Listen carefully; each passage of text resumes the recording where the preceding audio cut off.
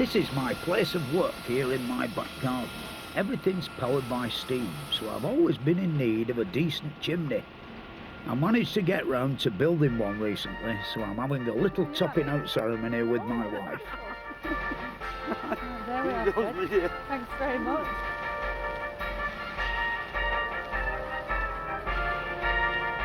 We always had a grand party on top with a brass band. Like, really, this is best we can do, the old gramophone and the champagne. It's a bit sad, really, because I've knocked lots and lots of these things down, and this really is the last one to be built in Bolton. And hopefully, Good health. Cheers. May it's had many years of happy smoking. My back garden must be the only place left in Bolton that needs a chimney like this. But when I was a lad, the whole place was full of huge factories that provided work for hundreds of people. But in the past, we didn't make things in factories, and we didn't have industrial towns like Bolton. We used to be an agricultural society, and what things were made at home. So most of our earliest surviving places of work were agricultural buildings like this 1,000-year-old tithe barn at Felmar near Brighton, which is being restored as a Millennium Project.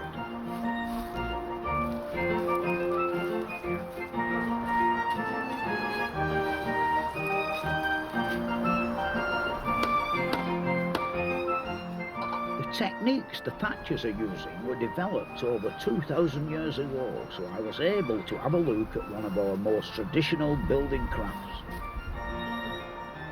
Some of these barns are amongst the largest surviving buildings we have from the Middle Ages, and there can't be many bigger thatching jobs than this.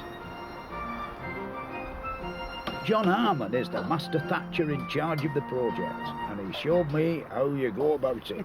And then, John, how you doing? There's no roofs like this where I come from. They're all made of slates. Right, yeah. But having said that, you know, it's always fascinated me, the beautiful villages down south of England where you go around the corner and yet there's another lovely thatch roof, you know. Yeah. What really stops the rain coming in, you know, because I've been inside and there's no underfelt, is there? No. It's really just the angle, the way the straw's laying on the roof. Yeah. When you're actually up here amongst it, you can see why, you know, it'll hit every individual straw. Yeah, before it gets anywhere near through it, won't that's it? Right. Well, we got a thickness on here about 2 foot. Yeah. So we got an undercoat. Yeah. We've got a top coat. So even if it goes through this top coat, it'll still come out on the undercoat. And what stops it all slurring off like? What? Well, it's all sparred onto the base coat with hazel spars. Yeah. Which are like a wooden staple. Yeah. These sort of wooden spars. Oh yeah. And they're pushed in through into the base coat. Yeah. And really it's the angle of the roof, the angle of the straws that the water just drips off each and one. What keeps the other on the base coat, you know? The base coat, that's tied to the rafters, and then we spar on top of that. Yeah. That fixes to the rafters, and then. And how many tons of straw altogether is there? On here we got about 50 tons on here. Yeah, that's a lot. When you think that is. You pick a big bundle of straw up, you know, and it's quite large, and yet it don't feel too heavy. No, we've got about 50 tons on here. Altogether, it's 125 square. Yeah. Thatchers measure by 10 foot by 10 foot, which is square. Yeah, I didn't know that. It's 125 square, so it's one of the biggest barns around. Yeah. It's an old tithe barn. I mean, it's as big as a cathedral roof, isn't it? This, it's what really the cathedrals were probably originally based on, with the sort of aisle. Yeah, I've noticed churches. Inside they're a bit similar to hammer beam trusses, aren't they? Yeah. But cruder, and of course. Yeah, you got the rough and all the old king posts and. Right up at the ridge. Yeah. There's that lovely crisscross design. Is that designed to keep it together at the top? Well, at the very top, we just bend the straw over the top to keep it waterproof, and that's the simplest sort of ridge that it would have had hundreds of years ago that we're doing on there. It's not ornamental. Because you see someone with like a double thickness, don't you, right. at the top? That's very ornamental, but that wouldn't have been like that 150 years ago. No. We're trying to keep it sort of plain and simple. Yeah. As it would have been. I mean, they were doing this in Roman times, weren't they? That's right. Before that, almost the same, eh? Yeah, back to the Iron Age, really. Yeah. And I've They were noticed thatching their round houses like that. at the far end, it's gone all like darker colour, hasn't it? Yeah, we've been here 3 months, so I mean, obviously the first stuff we put on is now gone quite dark. Yeah, it's like dyes. It will darken down in 6 months. This will be Mm. quite a dark colour with what the sun and the rain. And like, do all the like bits that are blowing about now? Do they sort of break off and blow away? They will do in time. That's Yeah. how the actual roof wears. I mean, Yeah. we'll lose about 1/4 of an inch of that every year, Yeah. and that's what gives the roof its life, really. Yeah, Or that's yeah. what takes away. Yeah, That's what gives it yeah, its lifespan.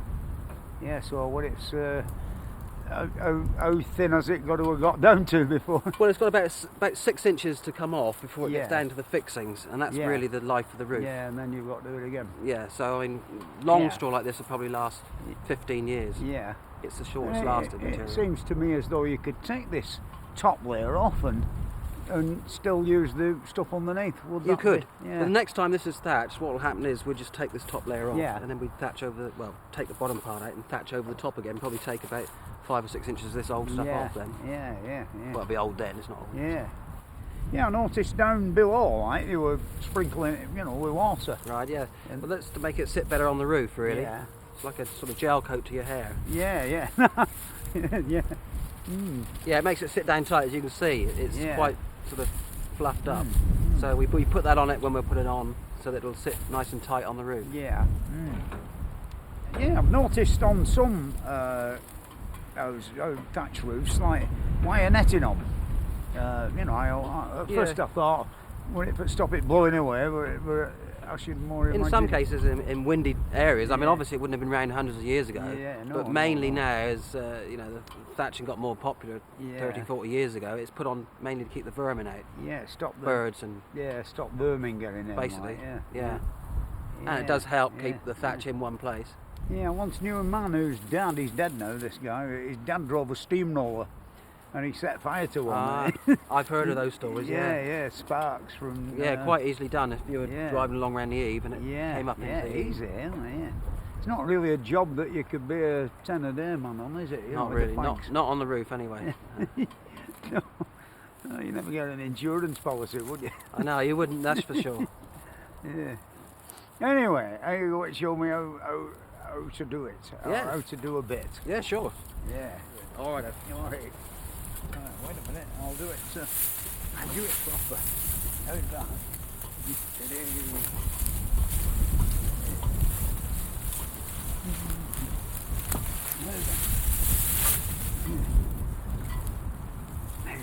What do you do with this We've bit? got to save those.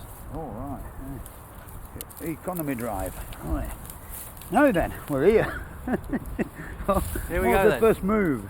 Please, just take a double handful off of there. A double handful. Yeah, Is that might that be that's plenty, yeah. about that much? Yeah. I mean, I'm only an apprentice, so I don't want too much. Eh? Apprentice's wages. Eh?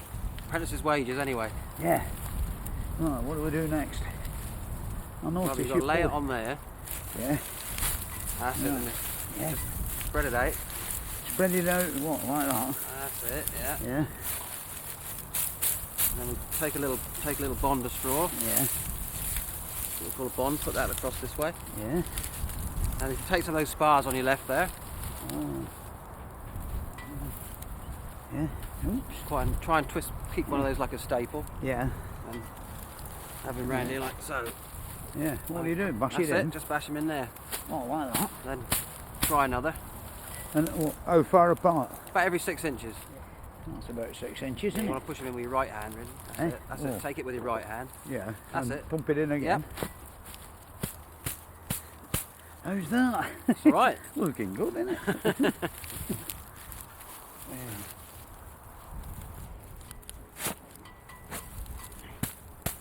That's the idea, yeah. Yeah. That springiness opens it up Yeah, and yeah, helps it stay yeah. on the roof. Yeah.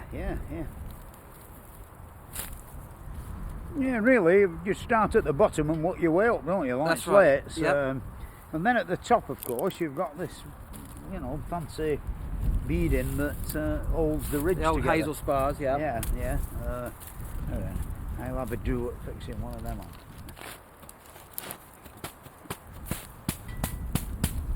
That's it.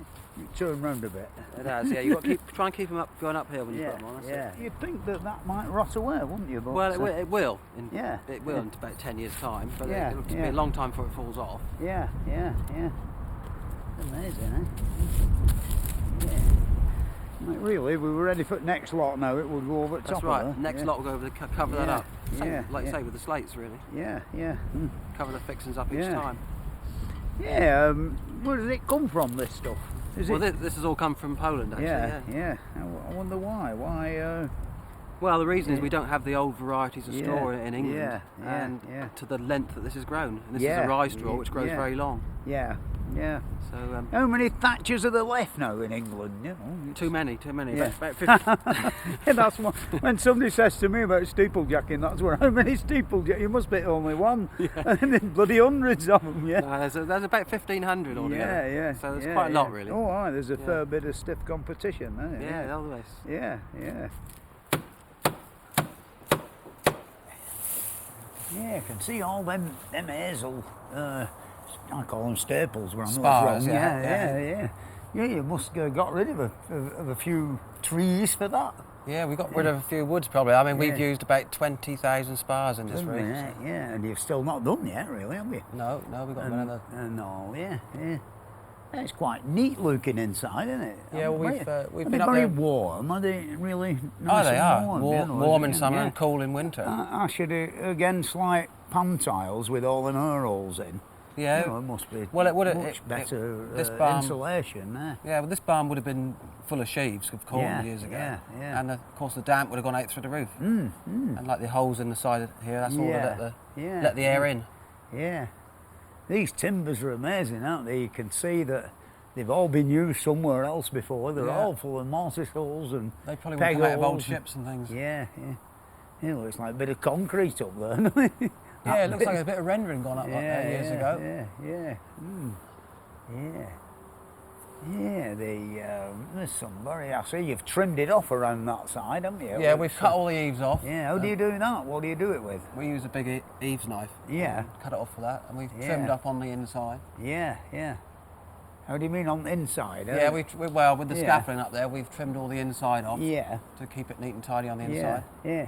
So you actually chop them off, do you then? We just use a pair of shears and just keep chop them off.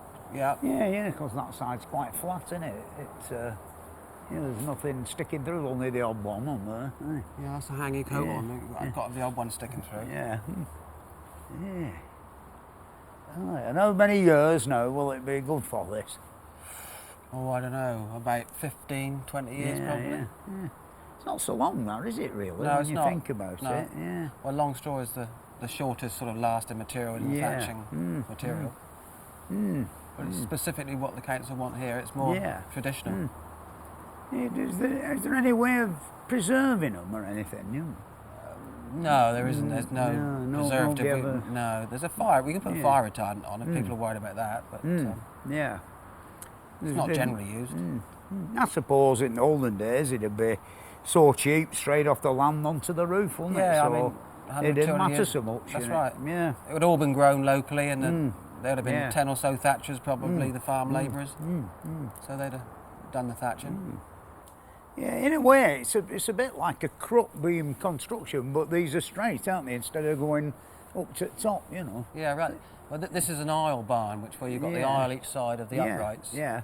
And a lot of the churches were based on this sort of design, or the barns were based on the church's design. I don't know which way round it was. That's a wonderful bit there, isn't it? I wonder how many miles it did going along the road on a wagon wheel, before it ended up nailed on wall. That's like right. That. Yeah. A lot of these timbers would have probably maybe come out of boats and things like that. Yeah. Old galleons that were, because they've definitely been used somewhere else before. Yeah. I mean, there's a beautiful lump up there, isn't there, with two great big elongated mortise holes in, and then there's another piece that matches it there, isn't there? That's a big ancient bit. They definitely would have been in some other construction before they came here. Yeah. The timbers have been analysed. They're supposed to be about 1,000 years old in here. So that's getting on. Since they were like grown as a tree, as you might say. Yeah. Since they were felled, they're about 1,000 years old. Yeah, blooming it. Yeah.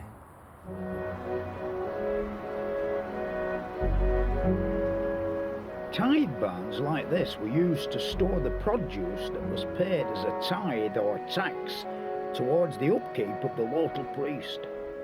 The church had an important place in medieval society, and a lot of our earliest workplaces had religious connections, like this ancient hospital. In the Middle Ages, the monks did charitable work, and this included looking after the poor and the sick, and the places they set up to do this were really our very earliest hospitals. The Hospital of St. Cross is in Winchester. It's not an hospital with an accident and emergency department or a maternity unit, so you won't see any doctors and nurses working here. What we have here today is Britain's oldest existing charitable institution, and it's one of the finest collections of medieval buildings still in use today commercially. It was founded in 1132 for the benefit of 13 poor men, so it was more like an almshouse than the sort of hospital we have now. And today it still acts as sheltered accommodation for 25 elderly men. What a lovely place to come and finish your days off. I wonder if they've any room for a steamroller enthusiast. This is the church of the Hospital of St. Cross, and building started in 1135. It's so old, when it was first built it had a thatch roof, but sometime in the 14th century it acquired the lead one.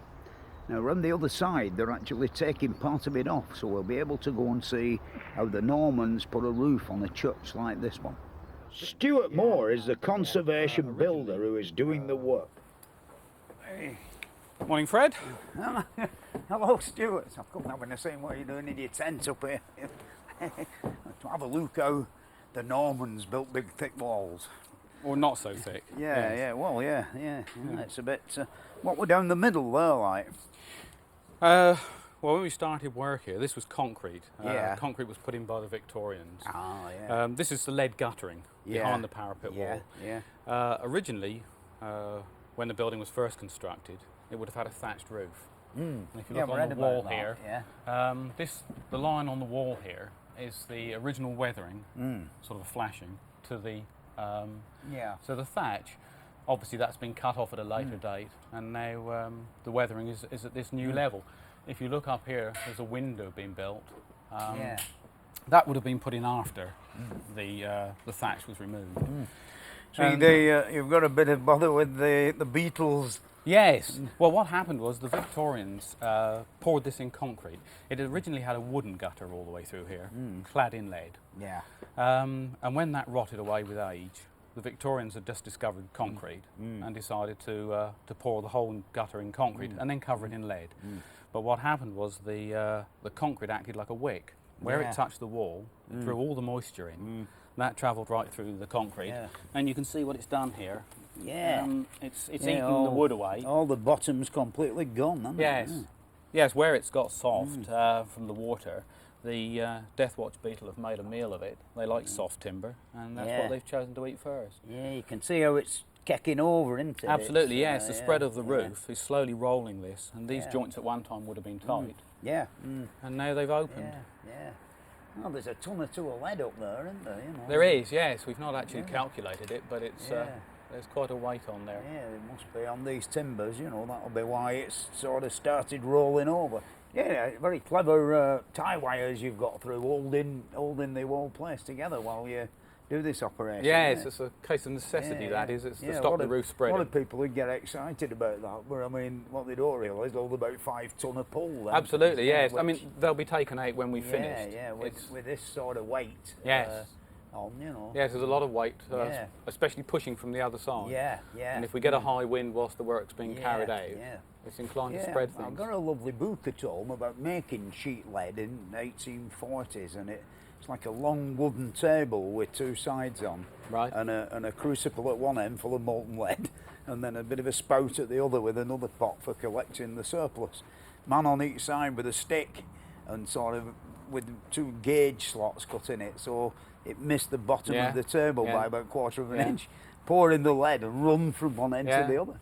Well, sheet of lead. I imagine it's slightly mechanised now, but that's a piece of the lead. Yeah. That's, that we'll. I mean, this is a piece that's come from a previous Yeah, it's got like the rough finish off the that's sand. it. What you're looking at there is the sand surface on there, and that would be the top of it.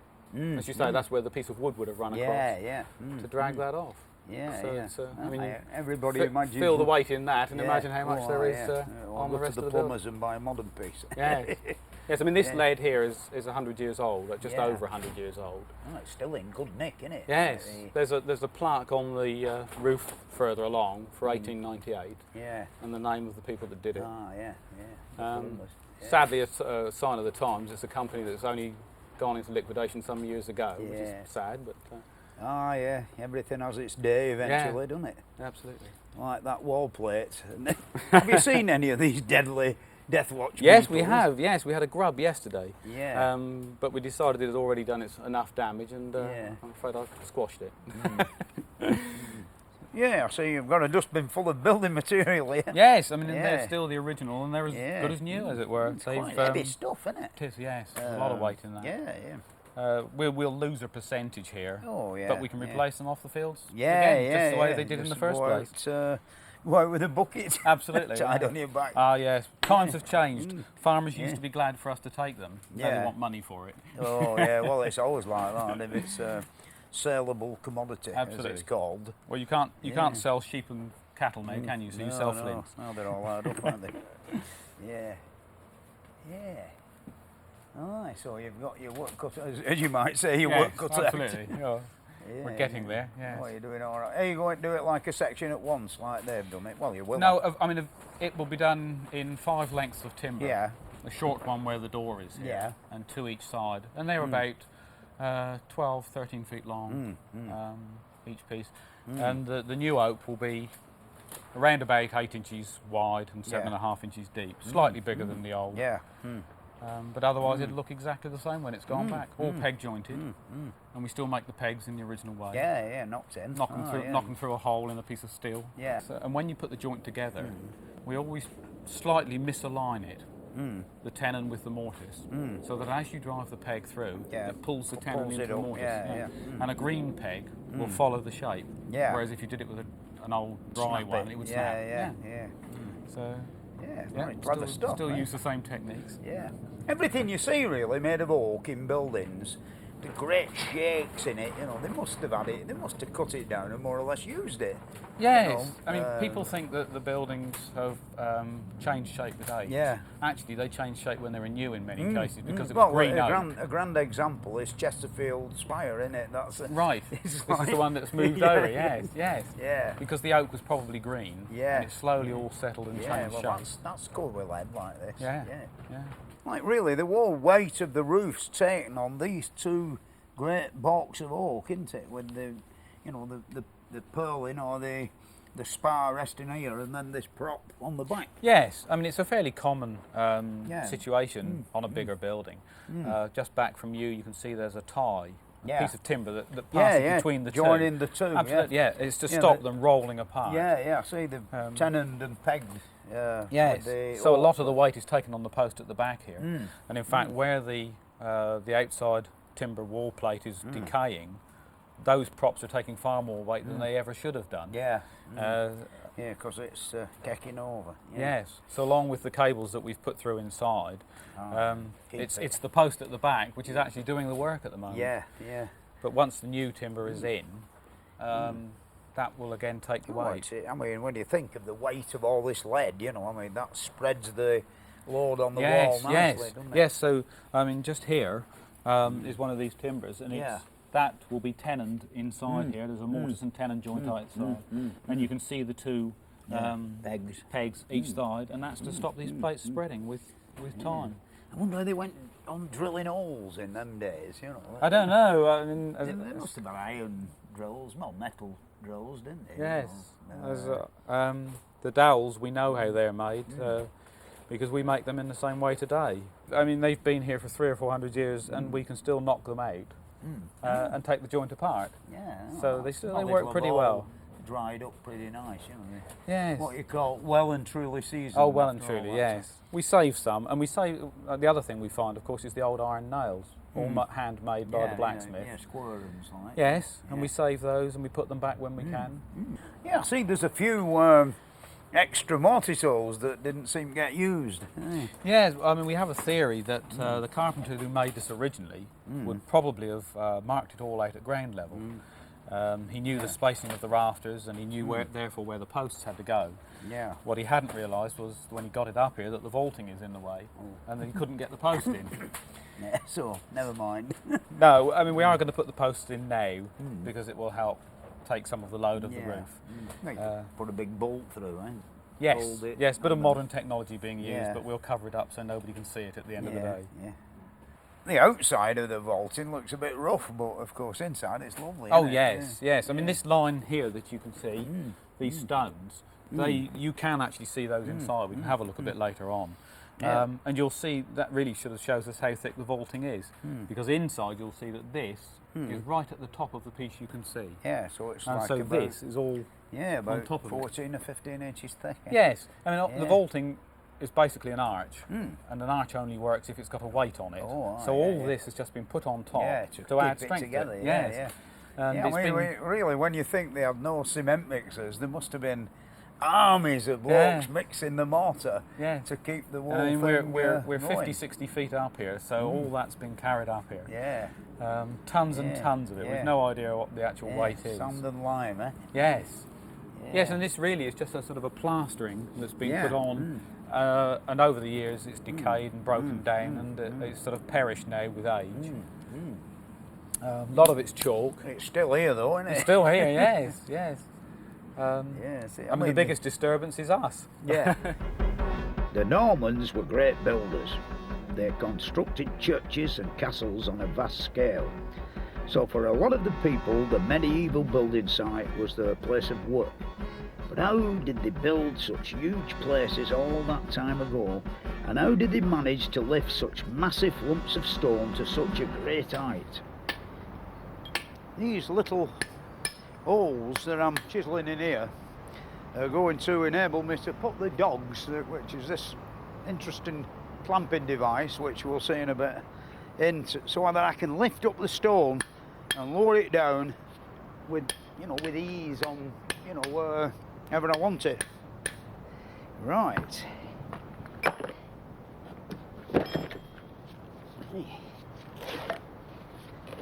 Right, really, you can see my bricks are 9 inches long and 4.5 inches wide, because the thing is you can pick it up easy with one hand, but the old timers, they didn't have any bricks, and way back in the Middle Ages, well they did, but they'd only just started making them.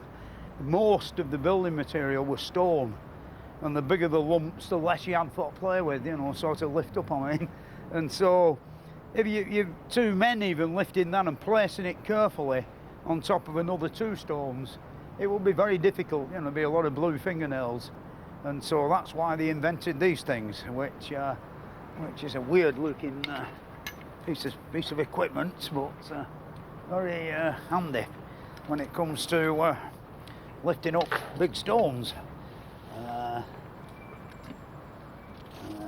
Them holes are so small, and yet you've got like perfect control over the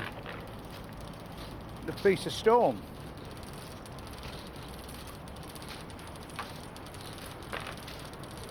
Yeah. When they got it to the top, of course, they wouldn't have any chain blocks. It will be all pulleys and even made of wood, I suppose, with just the smallest amount of iron involved, like the axle or the spindle. And of course, they have no tower cranes. It'd be a thing called a gallows bracket, which is basically a great balk of wood with 2 balks nailed one to each side of it with some bracing pieces on. A wheel at the outside edge and a wheel at the inside edge, and it'd be secured on the inside of the wall further down to the scaffolding and platforms and timberwork. And of course they'd bring it up, and there'd be maybe a couple of blokes pulling on a bit of rope holding it off the wall, and then when it got to where the full thickness of the wall, they'd let it swing in over the top, and a signal would be given to the man on a windlass or a crude wooden piece of lifting gear with the rope wrapped round a roller basically, or even a treadmill. They even have them, like a load of men inside a cage, and of course so low geared that just the weight of a couple of blokes would lift a really big stone. If you really study architecture and buildings, you can see evidence of these holes. You know, I don't know, I mean, imagine that now with the mortar underneath, and then all that you've got to do is, you know, give it a little tap in the right place, and the job's a good one. Why is it, Master, that it's so magnificently preserved? You know, it's like, doesn't seem to have been knocked about too much. Well, lots of reasons. Among other things, there's never been the money available to spend on the buildings, so that it never got improved.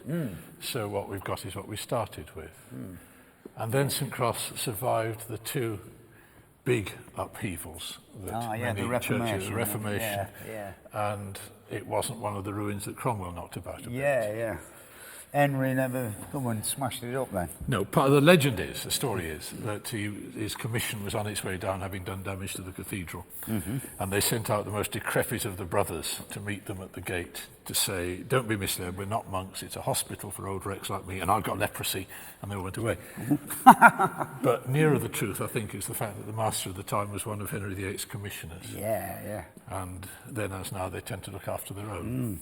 These pillars are particularly handsome, aren't they? When you think the weight that they're holding up. Yeah, they must, I mean, when we think we're so near to the water round here, you know. Nearer than you'd think, because the water table is not very far down.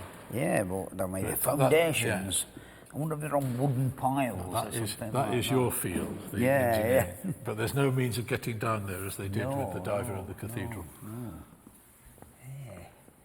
Yeah, there's like Norman arches and Gothic arches, isn't there? There's Norman arches, there's later Norman arches, there's Gothic arches, there's Victorian windows, there's all sorts of things.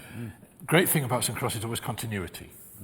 What we've got is what we started with, what we're doing is what we were set up to do. Founded by a Norman, William the Conqueror's grandson, you can't get much more Norman than that. 1132-ish, Henri de Bois. And then it was rounded arch, plain Norman. You can see in the very oldest part of the hospital, which we now have as a sacristy, very simple Norman architecture. And that's true largely of the south side, which was amongst the hospital buildings and nobody would see it. The north side, where people would see it, be more elaborate. They'd use their master craftsmen, and you've got some very fancy lovely window frames and so on. And then periodically the money ran out or the interest ran out, so the building stopped, slowed up, they sealed it off, thatched it. A new master would come along, or a new bishop would come along and tread on the master, and they'd have an outbreak. And by then, styles had changed just a little bit, so you're shifting out into a later Norman period. And then, yet again, you've got the early English coming in and coming towards the end, and you've got almost Gothic windows, perpendicular windows. Never like spaces of 50 years in between anything else. Possibly as much as that, yes. But the whole thing, a continuous process of building over about 150 years. And what we're left with is an example of transition architecture. I've been up in the roof and it's all different, isn't it? Like one side's a different style than the other side. And then you get Victorian concrete. We've just had a look at that. And then Stuart Moore's corrections of that in the 1990s. He's done well, Stuart, hasn't he? Some lovely workmanship up there. Yeah, she'll be proud of him. We are very proud of him. We're very proud of him. Have him on the staff if we could. No, style of architecture and age and period is often indicated by the shape of the arches, window frames. On the windows, And in the sanctuary, the sharp end, you've got rounded Norman, tells you 12th century, early 12th century, and fairly elaborate, a part of the church that people would look at. Same on the north side, they'd use master craftsmen. He's trying to outdo himself. There's some quite simple and ones. And then on the other side, south side, overlooking the hospital buildings, doesn't need an audience, doesn't need to show off, and so they put it in fairly simply. But you've got the same style and shape. The actual outer measurements, as you might say. And then a pause, and money runs out, enthusiasm runs out, they're interested in other things. new master, new bishop, bit of pressure, and they start again. And then the fashion has moved on. And you've got the arches starting to point up a bit and shape up. Like semi sort of Gothic, That's right. aren't they? And then bit by bit, over 150 years, you emerge through the transition, they call it, into finally big, pointed, early English, Gothic style. Oh, interesting that. With Victorian glass, just to keep the continuity going. Hundreds of years in between the beginning and the end. How long did it take in the building from the start? About 150 years.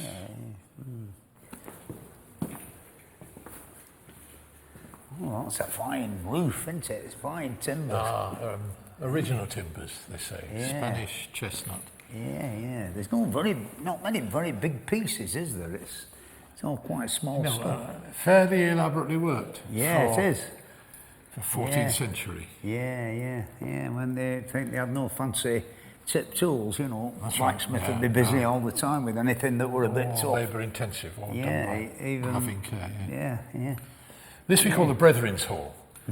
But it wasn't always the Brethren's Hall. This is the core of the original master's house or prior's house. It will be just this size. The bits that you've seen outside were added on about 100 years later. This was put up in the 14th century. And it would have been an all-in-one. Yeah, everything, breakfast, dinner and tea. That's right, everything in one house. The fireplace. The fireplace, there'd have been a hole there for the smoke to go up. And it would function as a hall when this developed in later times into part of the master's apartments. This would be the banqueting hall, the great hall, minstrel's gallery, Oh, so very seats for the master and tables down below. And then the bedrooms and the living would be done somewhere else. No, that's the master's chair in the middle, is it? It is now, and it has been for the last 400 or 500 years. And then, of course, that's the gallery up there, Minstrel's isn't it? gallery, Yeah. minstrels. Or maybe an overseer's gallery when this hall started to be used as a hall for the brothers to meet, a sort of common room for the brothers. It may well be that the master used the gallery to come in and keep an eye on how the peasants were getting on down below. Silence down there. That's right, or to show his guests, these are the people who come. Inmates of the hospital, we've got to look at that. The brethren. On older maps, this is referred to as the Abbey of St Cross, as if we had a lot of monks.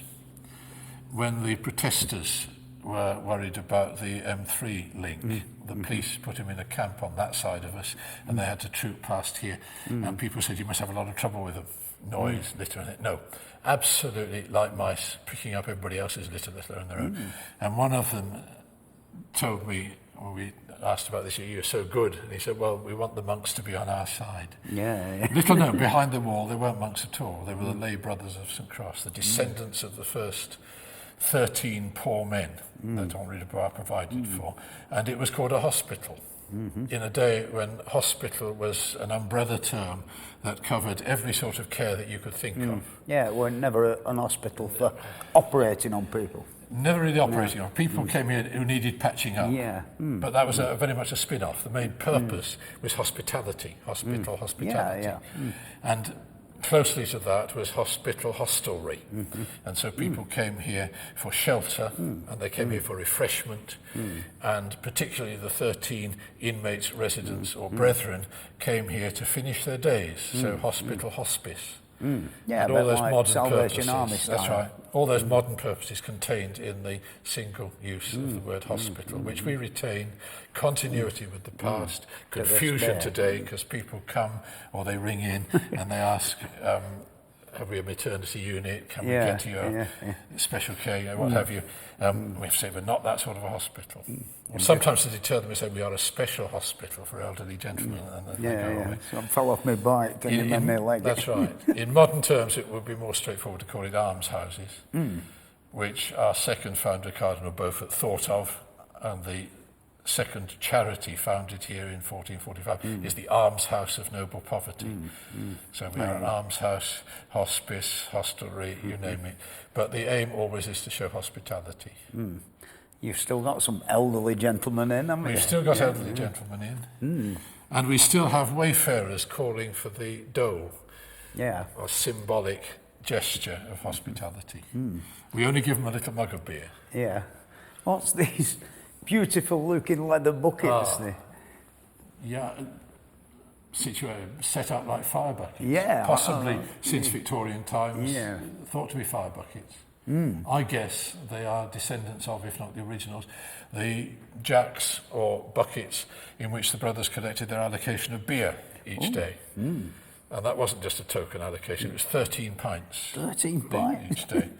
But it was small beer, weak beer. Yeah, and they used it for everything. They drank it, they brewed their coffee with it, except coffee hadn't been discovered. They shaved in it, washed in it, washed their socks in it, and then just swilled out what was left and got 13 pints the next day. Oh, beautiful drawing in it. Yeah, well, I'd like to have a do a building one of these, you know. Yeah. It's a bit interesting, isn't it? Well, I've never tried, but there's a lot more to it than meets the eye. Oh, yeah. I think we've managed, you know. Oh, yeah, we'll go at it. Yeah. Yeah, this is the 100 Men's Hall. I don't really know what that means, but we've come to look at the window frame, haven't we? Yes, this was a building that was restored 3 or 4 years ago. Yeah. This work here around the window was actually carried out by a female stonemason, Lydia Gould. Yes, not many in the country. I think I'm right in saying she was the first, but there are more now. She was at the cathedral earlier on. And now she does work here, and this is one of the jobs she's done. You can see the new stone that's been put in, and no effort has been made to disguise that. No, the view being that we don't want to confuse it with the original parts, so it's left in its new state, and you can tell which is new and which is old. Yeah, it'll take quite a few hundred years before it's yes. got to like this. Yes, and by then the rest may want replacing, of course. Yeah, there's, I mean, everywhere you look round here, really, there's examples of that, isn't there? On the tower, there's lots of different periods of repair work have been done. But as history moves on, I mean, it doesn't stop. No. So each little piece is blending in, isn't it? That at the bottom over there. Yes, and it's an ongoing thing. Yeah, and up at the top, it's obviously quite new, that, isn't it? Yes. Yes. Again, that's work of that Lydia's done.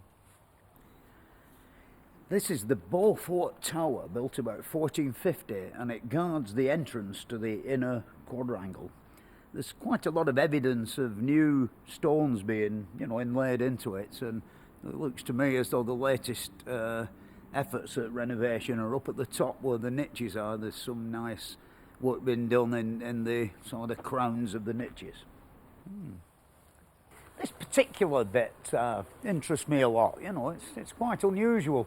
It looks as though they got to the end of the building material supply, because it incorporates all sorts of things like tiles, bricks, and about 3 different sorts of stone, and no less than 5 different sorts of window designs. And I think this bit's been added on to the tower because of this little window in this niche here. I mean, the tower itself, with the spitter heads and the lovely carvings on each of the 8 corners, you can imagine how it must have looked when they first put it up. Really nice, very interesting.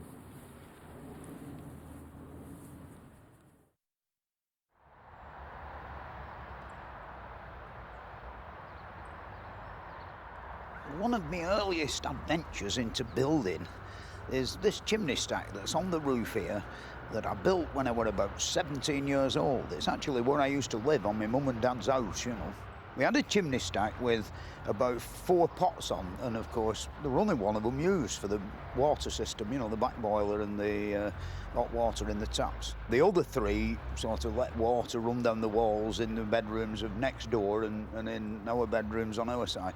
So I decided that I would take it down and build a nice chimney stack. And it didn't really have any design. I had no drawings, I just kept altering it in shape and size as it went up. And this is about 40 odd years ago, maybe more than that. And the people who live there now wanted to actually dismantle it and take it down, but the council put a preservation order on it.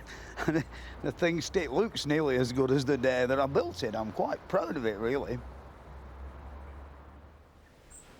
Really, ever since I was a little lad, I've been interested in buildings and building techniques and all the skills that went into building a house, you know. I mean, even way back into the Middle Ages, you know, all the different tools and the different joints, the different ways they had of sticking things together, you know, soldering lead and all sorts of exciting things. Ightham Mote is one of the oldest and loveliest medieval manor houses in all of England. It's stood here for 650 years, almost unchanged. The moat surrounds all 4 wings of the house, and all of the walls drop straight down into its waters.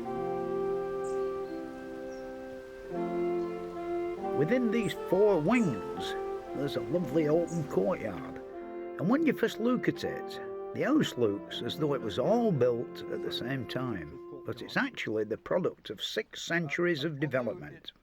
Peter Leach is an architect and archaeologist who has been responsible for much of the conservation work here. Because now here we are inside the central courtyard, and although it looks as though it's always been built in one phase, because there's so much similarity, the stone, the style is the same, but in fact it's grown up over, 600 years. With the earliest part, I suppose, that we can see here is the bottom part of the gatehouse just here.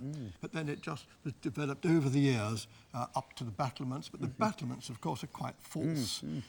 They went to quite a bit of trouble just to install the fireplace, didn't they? All the chimney breast is on the outside. Like. Oh, undoubtedly, yes. Yeah. Well, as you say, you can see that projection there that does house a fireplace there. But this massive buttress here is actually a chimney, Fred. Yeah. If we go 2 up, fireplaces. 2 fireplaces. One down here and one up there. Yes, well, that one is for the ground floor there. That one is for the second floor. Yeah.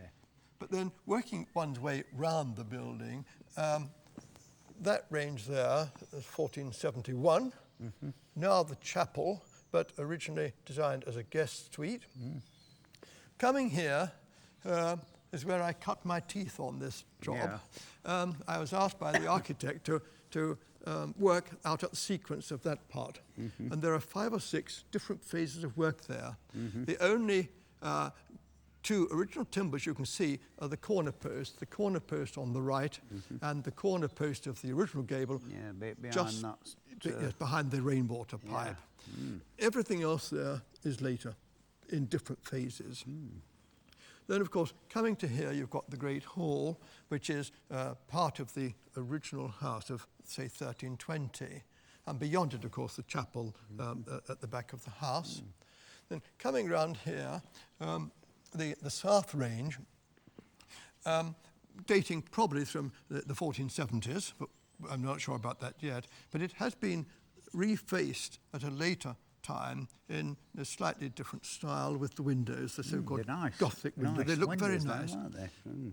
but they do fit so well into this complex. I think standing in the courtyard, it does demonstrate how Ightham Mote as a house has just developed over the years. People adding bits to it from time to time, and always obviously loving the house. Complete with dog. Oh, the dog kennel, that's quite modern. That's only 100 years old, or 109 years old. They made a good job of it, though, didn't they? Kept it in keeping with the rest of the place. Yes, obviously a large dog lived there. And barge boards are bonny, aren't they? Nice. Oh, yes. The barge boards, well, they were added by Sir Richard Clement, who was a courtier of Henry VIII. And to keep him with the king then, you would want to put as many of his badges in your house as possible. And there you see we've got the different roses of the Tudor rose and so on. You've got the pomegranates, and the fleur-de-lis, everything there that would be part of Henry's coat of arms. All his wives. That's right, French, yeah. And they all... Oh, yes. Yes. But we, unfortunately, although Sir Richard Clement did a lot of work in this house, showing Henry VIII's badges, one place that we haven't looked at is the ceiling of what is now the chapel. That is decorated with Henry VIII's royal badges.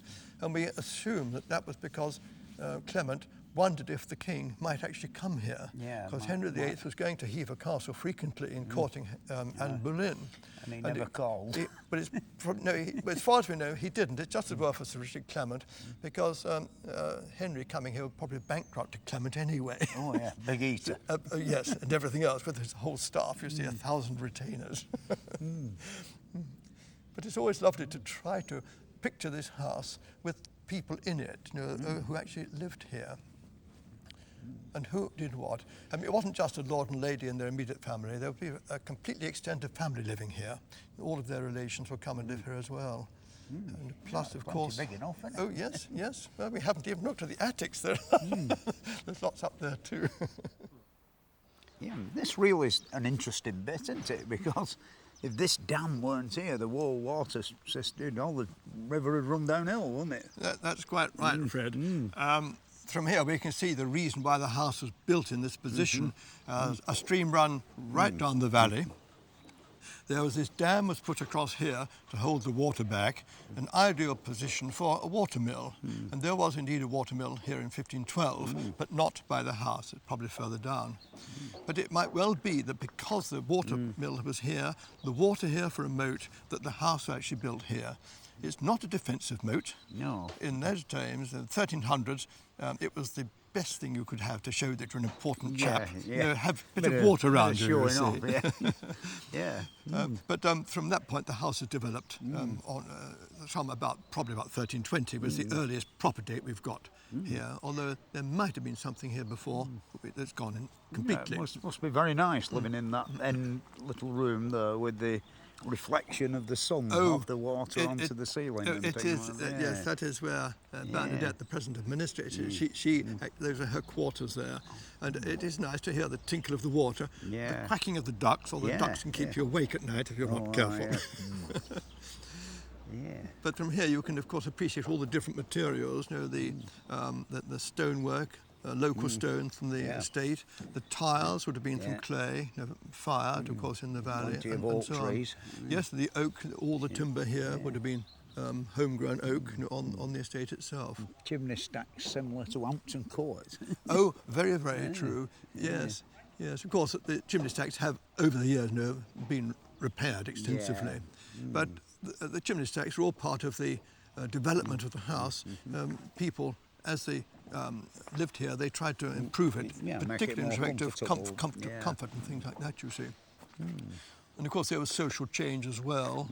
Instead of having the great hall where everyone lived and ate together, that began to break down. The owners wanted to be much more on their own. That's why they developed different parts of the house.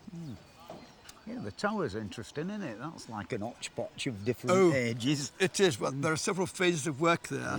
It started the ground floor with the entrance gate of stone. That was the original entrance tower with its gate, but it had a first floor of timber framing. I see you've got a very big effort going on here, like what exactly is going on behind the screens. The house, of course, is 600 years old, or most of it is 600 years old, and it needs a lot of attention. When the National Trust left the house, about 10 or 12 years ago, they had a major problem. Should they conserve the house in one go, which would, of course, meaning shutting it for 10 years, or should they do it in a series of contracts, so that visitors can see conservation in action. And which is very interesting. Oh yes, that is what has happened. And as we can see down there, that is the southeast quarter there. The contract started nearly a year ago and will go on for another 6 or 8 months, I should think. The building is largely deconstructed, dismantled timbering. Timber comes out, it's replaced where need be. Of course, the oak itself is always green oak. You don't season it at all. It's so much easier. It's easy to work when it's green. Oh yeah, I do. I used to be a joiner, and I understand that. So you can get a job here, Fred. From being 15 till I was 22. Oh yes. I've got my city and guilds and everything in joinery, and I've done a bit of all sorts. I'm glad I did it because it enabled me to restore all my house without paying anybody. That's a good thought. I think the National Trust would like to do that as well. They have to pay people to do it. I mean, a lot of people, the modern world of joinery and all the easy cuts that there are, it upsets me a bit, you know. I mean, to do things in the traditional way, like you're doing here, is really nice. You know, it's a great pleasure. Yes. For not only for the end product, but for the man who's actually doing it. Yeah. Oh, you know, at the end of the day, can look at someone and be happy. Oh yeah, the craftsmen here, they get very interested in their work. Not only in what they're actually doing at the time, but also in, well, they ask me, for instance, when was this bit built, and who lived here, etc., etc. But it's a wonderful project to be on. Yeah, the plumbing's quite exciting as well, isn't it? There's masses of that. Lovely lead work, all soldered together and bent it in a very neat manner around corners. Oh yes, that lovely little finial at the top too, with wavy lines in it. Yeah. Isn't it? You can see that that's a later addition to a very old window that must have been in before. Oh yes. Well, this whole corner is interesting anyway, like most of the house. That the ground floor here dates from about 1471, but the first floor there, only from 1605 in that form. It was a frame structure before that. But then, as you quite rightly point out, that there was originally a square window up there that was replaced by this classical type of window. What's this wonderful and weird staircase down there? Well, I was afraid you were going to ask me that, Fred. There's the billiards room in there, that's from 1890, and I suspect that was a comfort stop for the gentleman who... so much that's right, poets and all that sort of stuff. And then moving on, this frame structure here, also built about 1470, and although it is now a chapel, it wasn't built as a chapel. No. It was built as a guest suite, and that part would have been for the lord and lady who were coming to stay here, and this range through here would have been for their retainers. The owners. Or horses would have been kept for the servants as they brought with them, like. That's right. Yes. Yes.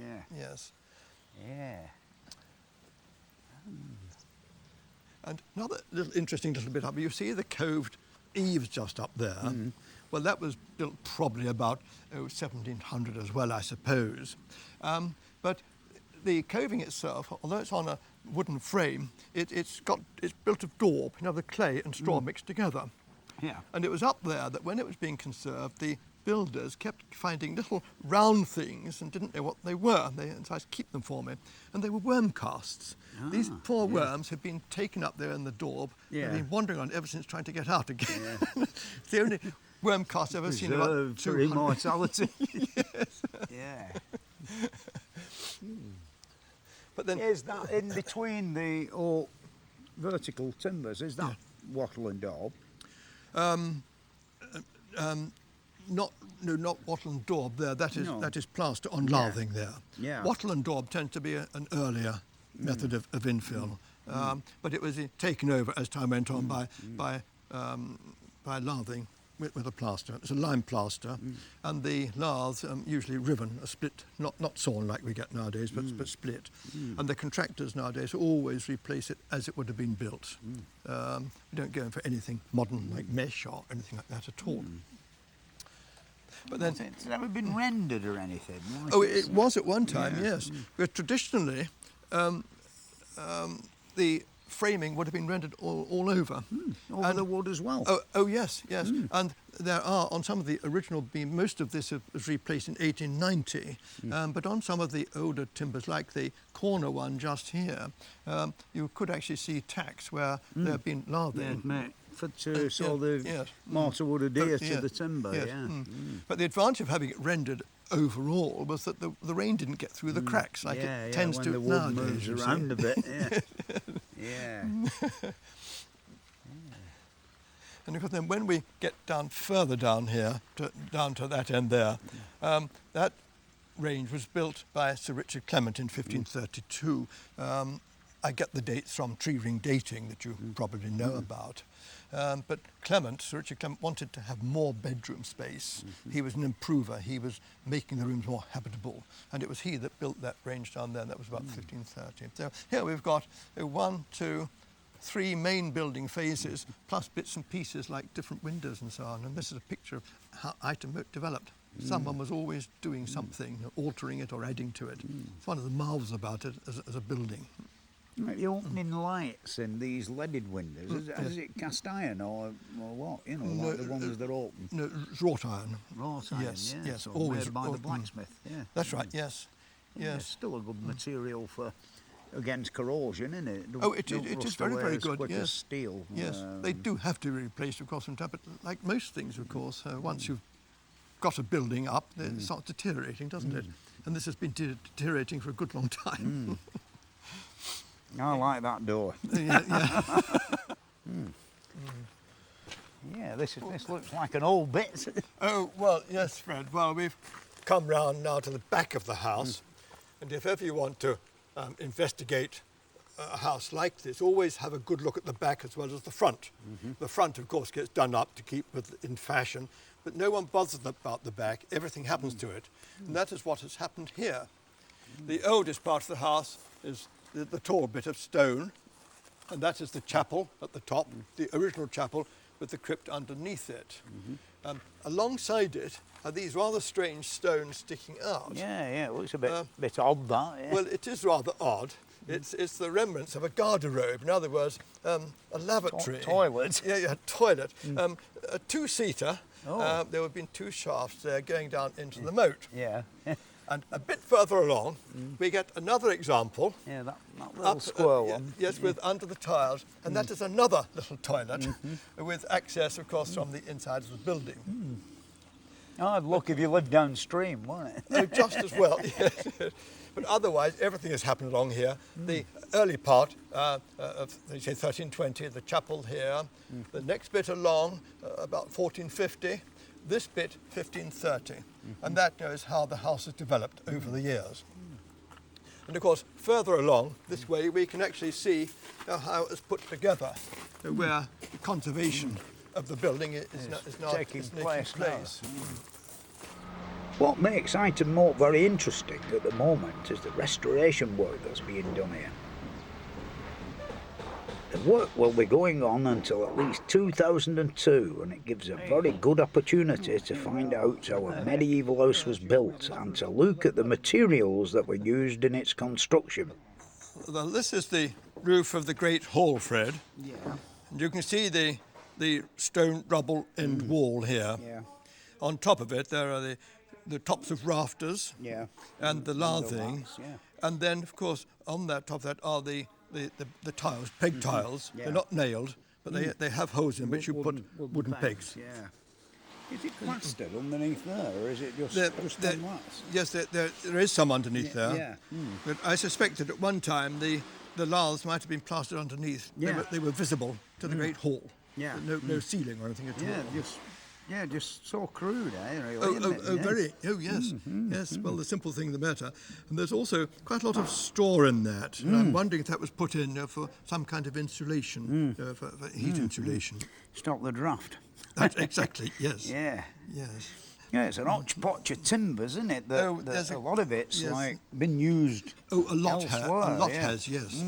Yes. Yeah. And of course, a feature, I think, as you commented earlier, was that there's no ridge piece. No, I've noticed that. That ridge pieces, you'd find them on modern buildings, but not on medieval buildings. Yeah, they're just half-lap joints That's with right, pegs yes, in. yes. Yeah. But you can see all these rafters, a lot of these rafters have been reused, although I think that they were actually here in the first place. But when the roof has been remodelled, and so we do get this mixture of timbers, it makes it rather difficult for archaeologists sometimes to sort out which bits from which exactly. period. Yes. Yeah. Yeah, I mean, there's some there with tenons on, isn't there? And all sorts of things. Yes, well, one there, the tenon's the wrong way round. Yeah, it is, yeah. Yes. Really, they were just workmen, weren't they? Build it, it weren't Well, for... do it, yes, it weren't there to look beautiful, it was there to be functional, weren't it? Yes. Yeah, there's some interesting bits down here, isn't there? These little dormer window things, like... Yes. That seems to have a window in underneath, doesn't it? Oh, it does. I think that's the only reason why it was put there. But I think when the structure was first opened up, there were some pigeons nesting on the glass. Yeah. It was rather messy. Yeah. But I think that was the only reason, I think, for forming that little dormer, Yeah. to give light to, further down there's a staircase that was put into the building. And I have mentioned to you before that in this part of the building, if they want to put a staircase in, they put it in. If there are any big beams in the way, they just cut through the beams. Yeah. And it's a miracle the building still Yeah, stands the up. thing's done. Yeah, I can see you putting a nice new lead valley in down there. Eh? Oh, yeah, that had to be completely rebuilt. It obviously hadn't been kept clear of leaves, things like that, and so the water had been allowed to collect there, and it had just rotted. Not only the beam underneath it, but also the feet of the rafters. Yeah, the ends. That's right, yes. Yes, and of course, where the rafters had rotted, they tended to sag in the middle, which is one reason why the ridge of the roof there also sagged. And of course, it's been restored to preserve that sagging. You never put them in straight and level again in conservation. Yeah. If it's slow, you leave it slow. Exactly, yes, yes. Yeah. But here you can see that the new lathing put in for the new tiling. Yeah. But one thing that has been added is this roofing felt. They wouldn't have had that in the old days. No, They they're just lots like them over there. yes, that's right. Yes, they were more used to drafts, I think, in those days. No, some new chimney stacks like Oh, that's right. Yeah. Well, several of the chimney stacks here have had to be rebuilt, not because the stacks themselves were unsafe, but because of the chimney itself underneath them. The wall that it weren't supported by. No. So in each case, they've had to be demolished down to that level, repaired, and then You can imagine rebuilt. really a really good, well-built chimney stack, and where they didn't curve below. Yes. The nice, solid chimney stack, giving it this in the wind. Oh, yes. Slowly but surely destroying the rubble wall underneath. Yes. Oh, yes. Yeah. Yeah. Oh, it'll look rather splendid when it's done. Oh, I hope it will. It'll be worth doing. It should last for another, 600 years, I suppose. Yeah, that's a wonderful bit of joinery, isn't it, really, when you think how old it is? Well, I suppose so, yes. I don't know what age that is. But there have been major alterations here because that roof has not only been rebuilt, but reusing a lot of the material, but originally it went on out to the line of the moat with a proper gable end. Gable end, instead of this hip business, Well, you can see all them spars, some of them with nail holes in the sides, which says straight away they must have been in another position. Oh, exactly, yes. Yeah. Well, they can keep the original timbers, they are doing, but down in this valley the great beam was so rotten that they're having to put a brand new one in. This, Fred, is the roof plate or beam that was under the valley gutter when we saw it up on the roof. It must have leaked a bit. They didn't keep the gutters clear, of course. That's why it's rotted so badly. It's not only wood, wet rot, but it's also death watch beetle as well. These are these lovely big tunnels, aren't they? That's right, yes.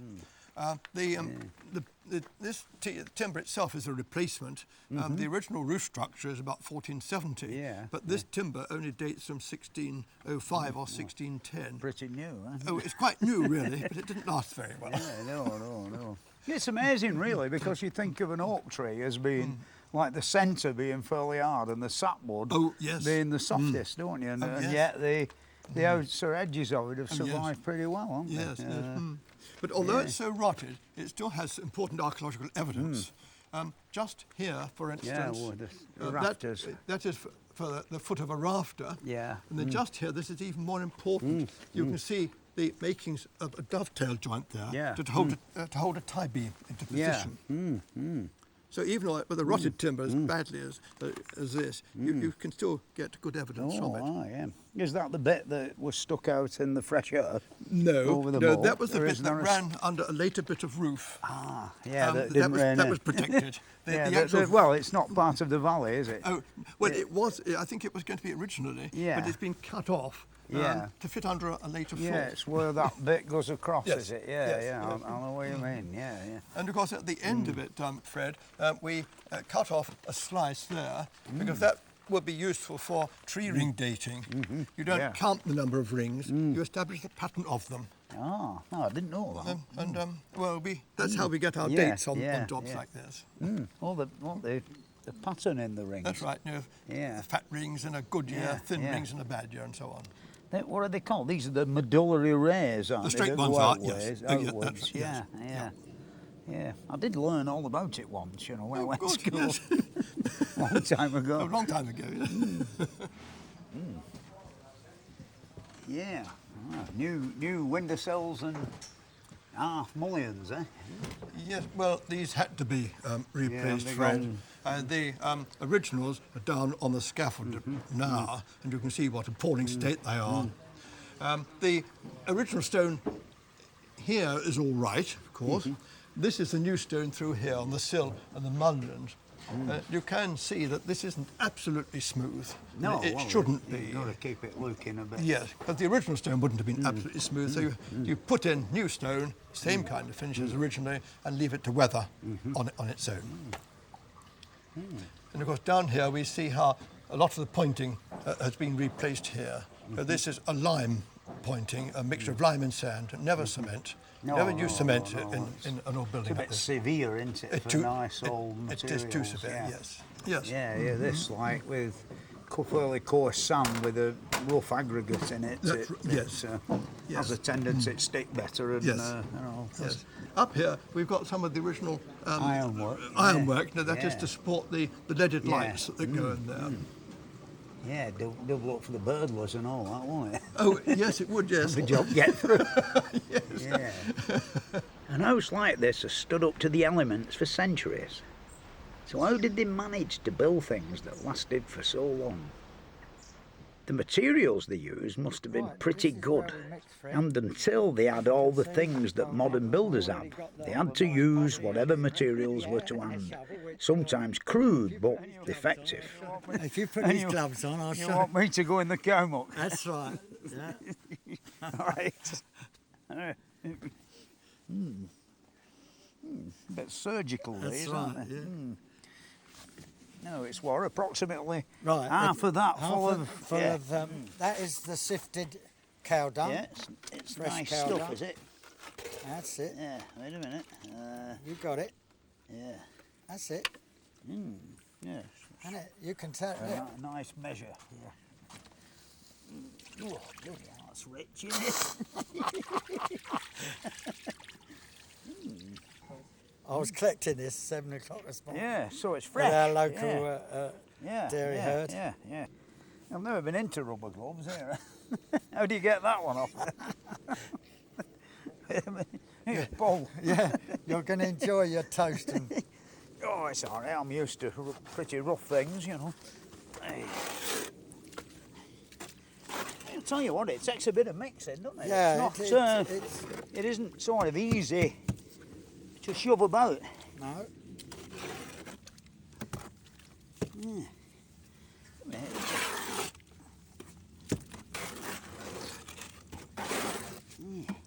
It's changing colour slowly.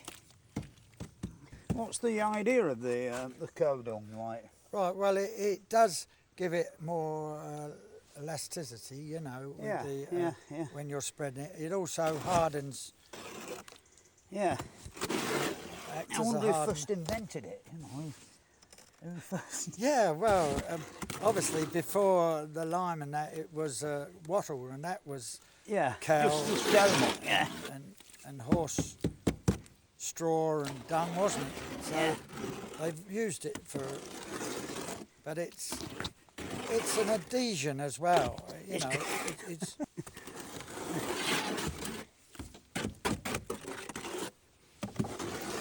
I would say he's done that before myself. Oh, I mixed a bit of mortar in my time. Have you? Yeah. Never with any cow muck in it. Can't wait to smear that on the wall. It's a bit tricky that, with the beams being in the way. A little bit narrow, Yeah. but Yeah. nice bit of stuff. It's a nice colour, isn't it? Yeah. Yeah. It's lime, hair, Yeah. goat hair Yeah. with sharp sand. And, well, you try yourself and see how you get on with that. I'll have a go. Have a go. Right. Do you want me to continue in a downward Yeah, direction? be nice. Oh, bloody hell. Let me put less on the hook, perhaps. Yeah. That's it. Push it well in, because it has to go through the lathe to key skillful like that. But that's all right, come on. Yeah, it has Now that's going to be there 800 years. Yeah. So it's good to think that we do something that's going to stand the test of time, doesn't it, really? It does have a tendency to stick to the floor, doesn't it? Yeah. Give us a bit more. A bit more, yeah.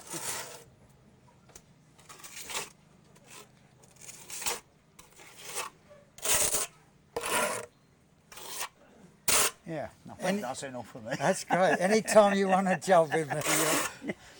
Yeah, it does have a tendency to stick to the floor, doesn't it? Yeah. I mean, that's all. When you think how well it sticks to the floor, it must stick to the like the proverbial what's it to the blanket. Well, that's right, because the hair obviously holds the stuff together, and the lathes, which are chestnut ribbon lathes. Yeah, and, do you do all of that as well? Do you put the mats on? A lot of people who look at half timbered houses don't really know that all this goes on. But no, at least it's going back as it was, and that's a good thing, I think. Yeah, it's it'll be lovely when it's done, won't it? Yeah, I'll show you down below where we mix up and everything. But yes, it's well, you can even smell the cow dung that we put in it, can't you? Yeah. How long does it take to like go off? You know. Well, as there's no anything to make it set, it takes perhaps a week before we can get the next coat on. Yeah, it's only the lime and obviously this the cow dung that we put in helps to make it set as well. So. Like the lime's the like setting agent in the wall composition, isn't it? I mean, it's. I'll tell you something. I've always noticed anything that takes longer to set and dry and things like that, it's always better than stuff that sets quick, innit? That's right. Now we keep it damp. In fact, we spray it to keep it damp so it doesn't dry too quickly. Because it will craze. So, and that's why we key as well. Because that helps to stop the shrinkage. Definitely has the smell of the countryside. That's right. Well, there's some fresh Frisian dung in there, I can assure you. I picked it up this morning at 7 o'clock. It's got to be fresh, I think. It has got to be fresh, otherwise you get these dung beetles. Somebody told me about the fact that when you've been knocking the old stuff apart, you've actually found dung beetles that have been there all them years. No, it's fresh every morning. Yeah. So, well, we've got plenty of cows around this part of the country. Like, really, from the bottom to the top, how long does it take you to put all these parts on? We've been working on the lathes here for 4 days. That's 2 guys. And the plastering is obviously a bit quicker, but I would say to complete this gable will take 2 weeks, So and that no doubt will be within a nice electric screwdriver or something like that. That's right.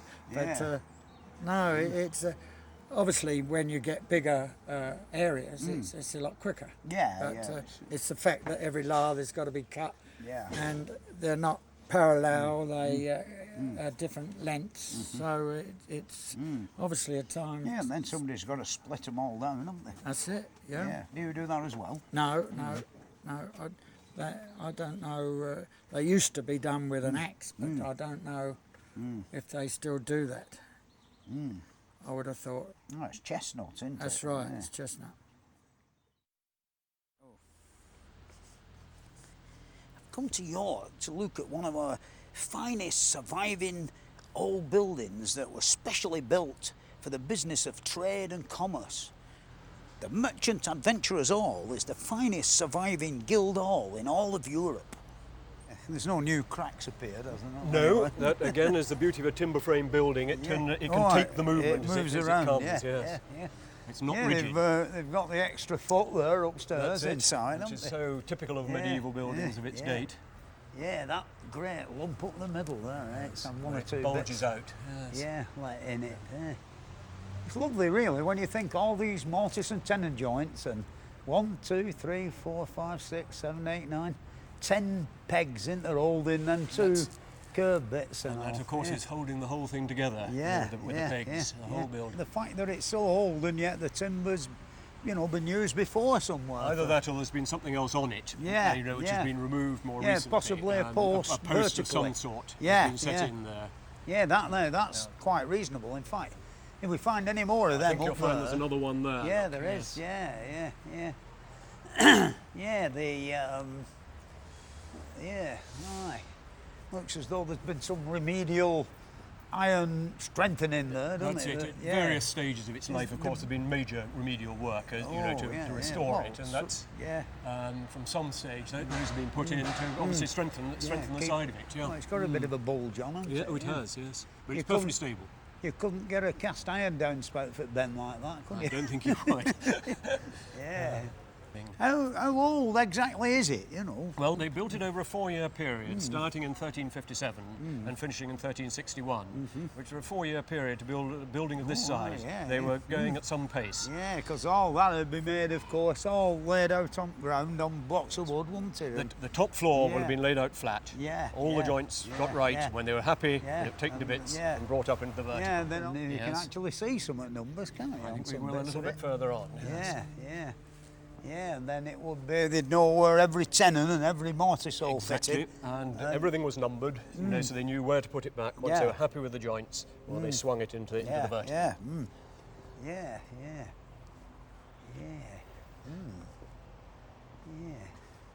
Oh, that's a new bit there, isn't it? Anyway, it's been let in That's fairly probably modern. the late 20s, I should Yeah, think, when no, they did a lot of major renovation on it. Circular then. saw marks on that one, you know. No ads. No ads at that stage. Yes. Yeah. Yeah, it's lovely, really, isn't it? I mean, when you think It's so old. outstanding. Yeah, there's some of the numbers there, isn't there? Again, slightly more modern, this bit. Yeah, You're into the late 1500s now. yeah. But you can still see the carpenter's marks Yeah. on those posts up there very clearly, and you'll see some more of those later. Yeah, it's like a fairly recent extension for 1500. Compared with the main building, it's a recent extension. Yes. Yeah. Anyway, it looks the part, doesn't it? Is that real wattle and daub in there, or what? Is it? They had me mixing a bit of that the other day, you know. Do you know, I'm not sure what it is in there. I'm not sure what it is. It's a stone infill of some sort, covered. It looks right, doesn't it? You can see where it's like shrunk a bit, Yes. like it always does.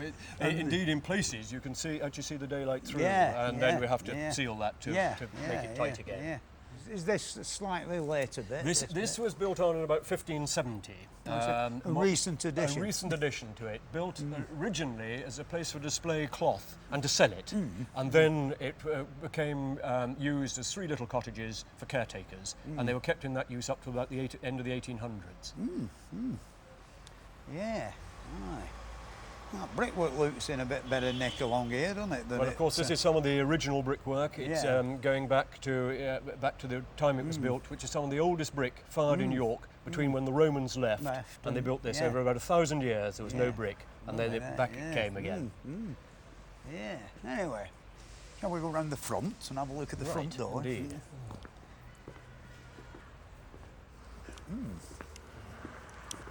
Ah, rather splendid round this side, isn't it? It is a marvellous front entrance, yes. Yeah, all this lovely old glass and lovely downspouts and spout heads with fleur-de leaf motifs on the brackets. And note the rows at the top. Yeah. And then barge boards are nice, aren't they? The grapes. And all, up to the top. Yes. Yeah, and them spandrels, square ones, you know. Yeah, very interesting. Look, shall we go and have a look at Let's go and have a look inside. at the woodwork? Yeah.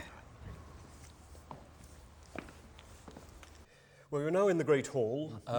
Originally a single large room without the partition over there, measuring about 90 by 40 feet.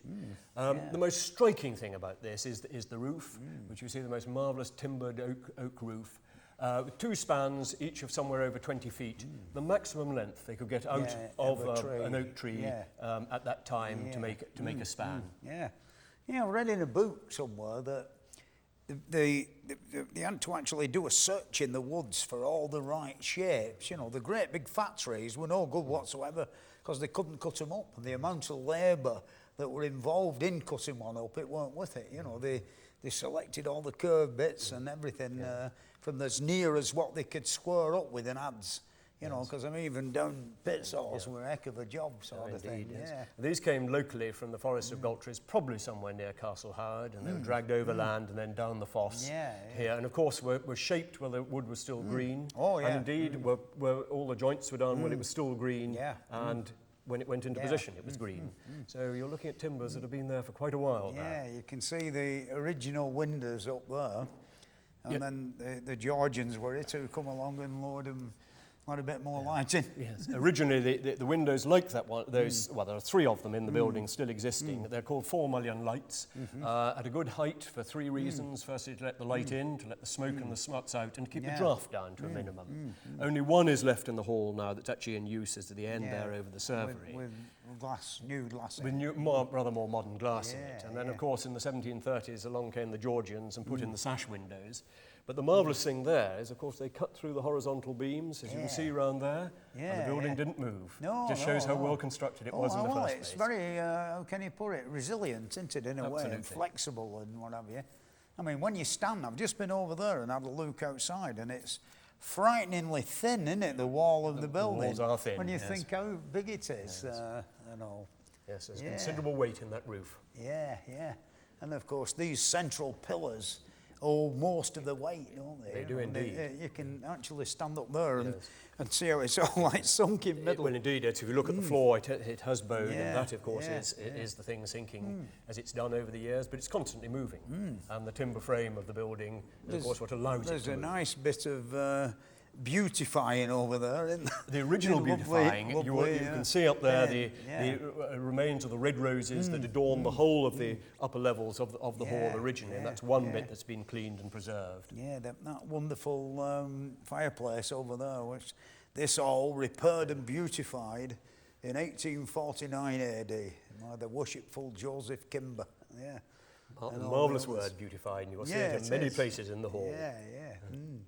The construction of the whole thing, really, it's similar to the hammer beam type thing, but it's got these great beams going straight across, holding it all together. The tie beams, yeah. I suppose in a great cathedral, no way could they find a piece, even for one span, and of course they couldn't put great pillars up the middle, so that's how no doubt the hammer beam construction come about. You know? That's right, yes. I know that up at the top, them small ones going across are called collars.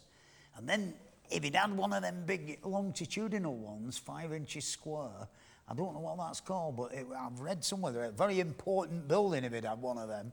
You know, it were a cut above the others. But I think the ones there, it's the vertical post, which you see there, the crown pillar, is the unusual one. I gather that those are much more common towards the south of the country, much less common towards the north where we now are. And that is a sign that when the hall was built, really money was no object. And the money was there to put into it, into a thoroughly sound construction, which we still see today. I mean, it's all like arch-orientated, isn't it? All these lovely curved ones. Yes. You know, purposely give us as much room down here as we can get. Absolutely, yes. And yet support a very heavy roof, as you might say. Yeah. Well, it was space they were after for their courts, for their trading, and of course for their social events, which they all held in here. And all these diagonal ones on sides would be for stop it all going like this, wouldn't they? Yes. Yeah. And like how it has definitely moved like that way. It's sort of... over the years, the building has moved, and indeed it continues to move today. And it's a sign of the construction that it can take it. Where if it was rigid, it couldn't. If it were made of brick, it would have fell down by now, exactly, wouldn't it? Exactly. Yes, nevertheless, it's a lovely thing, isn't it? A beautiful bit of carpentry. There's a lot of very beautiful carpentry and a lot of the original timbers as well. They've been there a long time. Yeah, really, it's a heck of a large room for the period, isn't it? You normally like go into medieval cottages and they're so small, you know, and yet this must have been unbelievably grand in its time. It certainly was, and still is. It's huge. I mean, as I say, something like 90 by 40 feet. And they needed it, or wanted it for that stage, really for three purposes. Was the transaction of their business, for their courts, because of course they controlled the trade in the local area, and they held their courts here, and of course for their social events as well. And with the sheer number of members, they needed the space. And that is why the size, as simple as that. Yeah, they looked after the poor, didn't they? And prayed here, no doubt, for all the wheeling and dealing they did. That happened downstairs. Right, very much so. Yes, very much so. Can imagine them, can't you? Really, it's easy to wander back into history and imagine how it was, you know. Oh yes. Yeah. Oh, here we are down in the cellar. The Undercroft, or the hospital of the building. It was used as a hospital from 1373 to just short of 1900, dedicated to our Lord Jesus Christ and the Blessed Virgin Mary. And it was here they looked after a number of people, destitute people, people in ill health, normally 13, representing Jesus Christ and the 12 apostles. And they had chaplains to look after them, and at some stage there was even a doctor around to look after them. They weren't terrible capitalists then, were they? No, I think they had a fairly difficult life down here, but at least they were kept warm, they were fed, and they were clothed. It's still very impressive, though, isn't it? These braces and the thickness and the size of it all, you know. But as you remarked upstairs, it's a sheer weight on these central pillars that's coming down. There's a I should imagine a lot more than half of the wall weight of the roof will be on these six pillars. I would think so. I would think so, yes. Yeah. Well, I think the main thing you notice here is the height between the floor and the ceiling isn't remarkably low. No.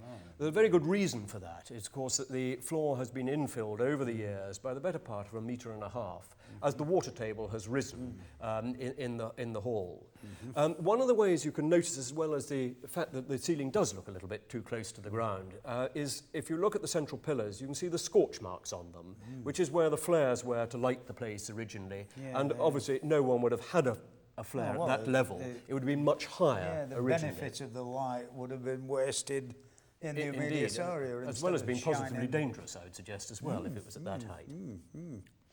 Yeah, so it were really brought up to stop them getting the feet wet, weren't it? That's it, and indeed, if you look at the far walls, you can see the flood marks, the last one, 1988, and indeed, the highest one. Ah, you did have a flood, didn't you, then? Yes. It came in, didn't it? Yes, indeed, it was up to about this sort of height in the building. Luckily now, the fosse has got a barrage across the end of it, which hopefully will stop that happening in the future. Very good. In the Middle Ages, cloths were one of our most important trades, and Lacock here was an important manufacturing and trading centre, situated on the old main road in between London and Bristol. By the 14th century, most of the villagers of Lacock earned a living by weaving, and of course the products became quite famous and were sold far and wide, and even exported from Bristol. Timber and stone have been used in the construction of this Crook house behind me here. It's one of the oldest houses in Lacock. I mean, the actual construction of it can be seen. It's like ribs are on the outside, as you might say. And it's quite a simple thing, you know, just two great tree trunks, you know, going up to a point. It's a bit like a tent in a way.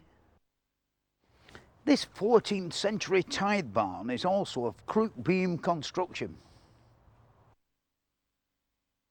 Many of the inhabitants of Lacock were sort of tenants of the abbey, and this is the place where they would actually come to pay the rent, and they would pay it in kind with like corn, hides and fleeces.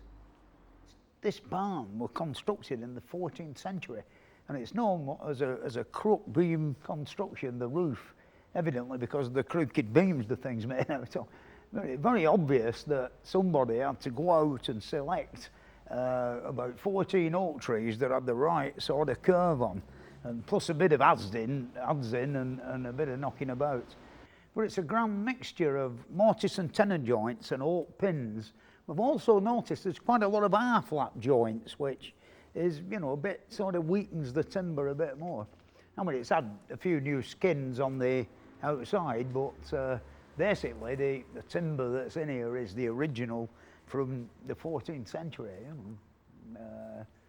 Quite exciting, really, and very interesting how they've you know, even the bracing pieces or the diagonal pieces have got a nice curve on them, you know. It really went to a fair amount of trouble in them days, you know, to make these things.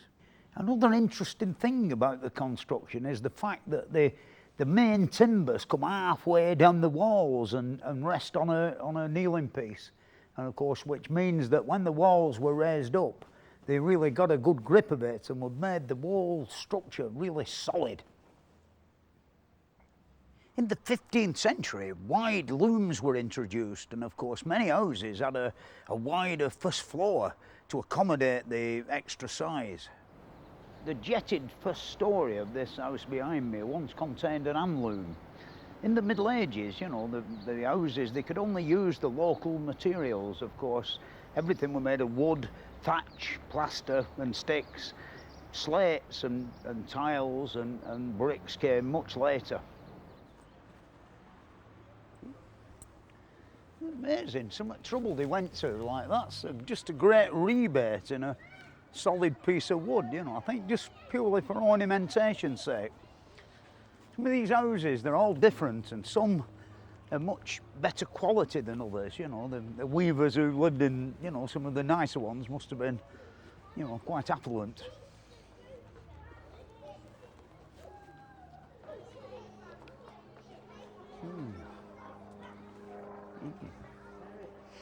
It's a good example here of like either sawn or dressed blocks of stone and masonry with beautiful fine joints.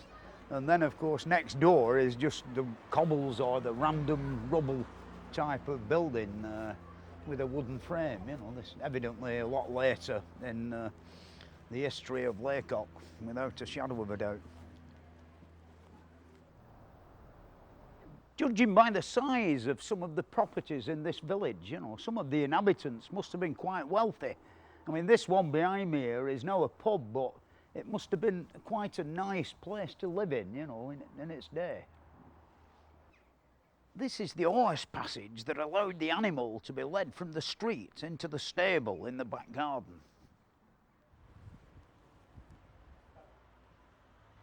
Yeah, I mean, it's a grand example of a half-timbered porch, no doubt with a bedroom on top, you know. You get a lovely view up and down the street. There's a window in each side. Got a bit of rot in the main beams, you know.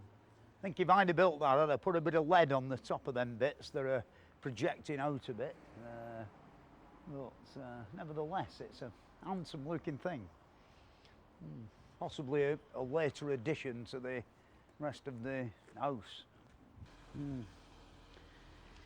Somebody's nicked the railings for the last war effort, just like they did in Bolton, you know, they've all gone, just left that bit. Stone can be used more or less straight out of the ground, you know, or the quarry, and like this is an example of like random rubble type building, plenty of mortar and little bits of stone, and of course just stone dressings around the window openings and the door openings.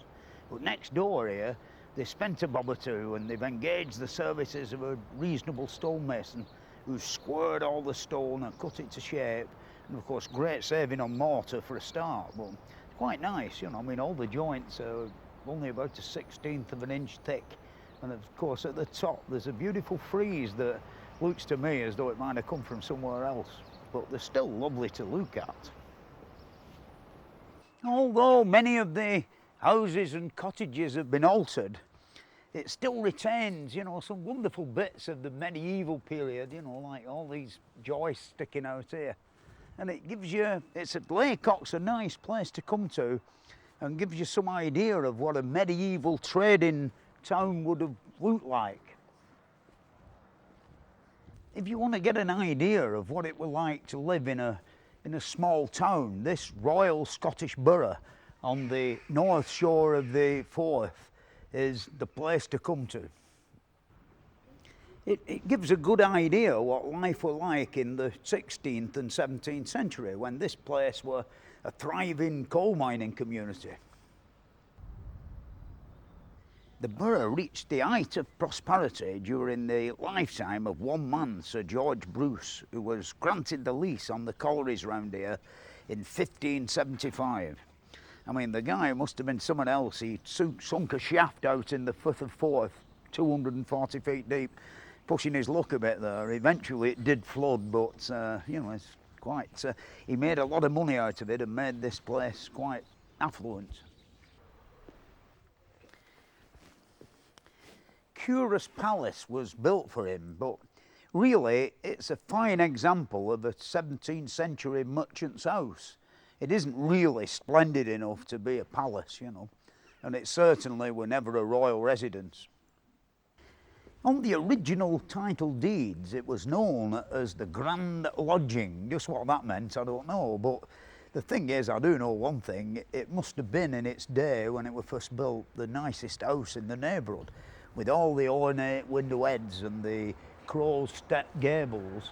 And of course, if you were anybody that mattered, you painted your house in the brightest colour that you could find. And of course, you couldn't get anything more brighter than what this is. Yeah. This is the Great Hall, this. It doesn't look too big to me, but nevertheless, you know, it's a grand example of a barrel vaulted ceiling, you know, all made of wood. And if you go upstairs, you can actually get inside it and see the mode of construction.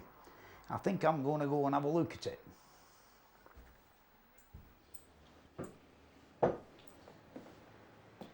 In the 1500s, stone began to replace wood as a building material for the framing of houses, but they still needed plenty of wood in the roof, as you can see here. You know, I mean, this is a wonderful example of an ancient roof where the timbers are all held together with wooden pins and tenons, and of course, to get the barrel-shaped ceiling, they've nailed thinner pieces to the sides of the main trusses to, in turn, to nail the boards to get the beautiful curve, you see.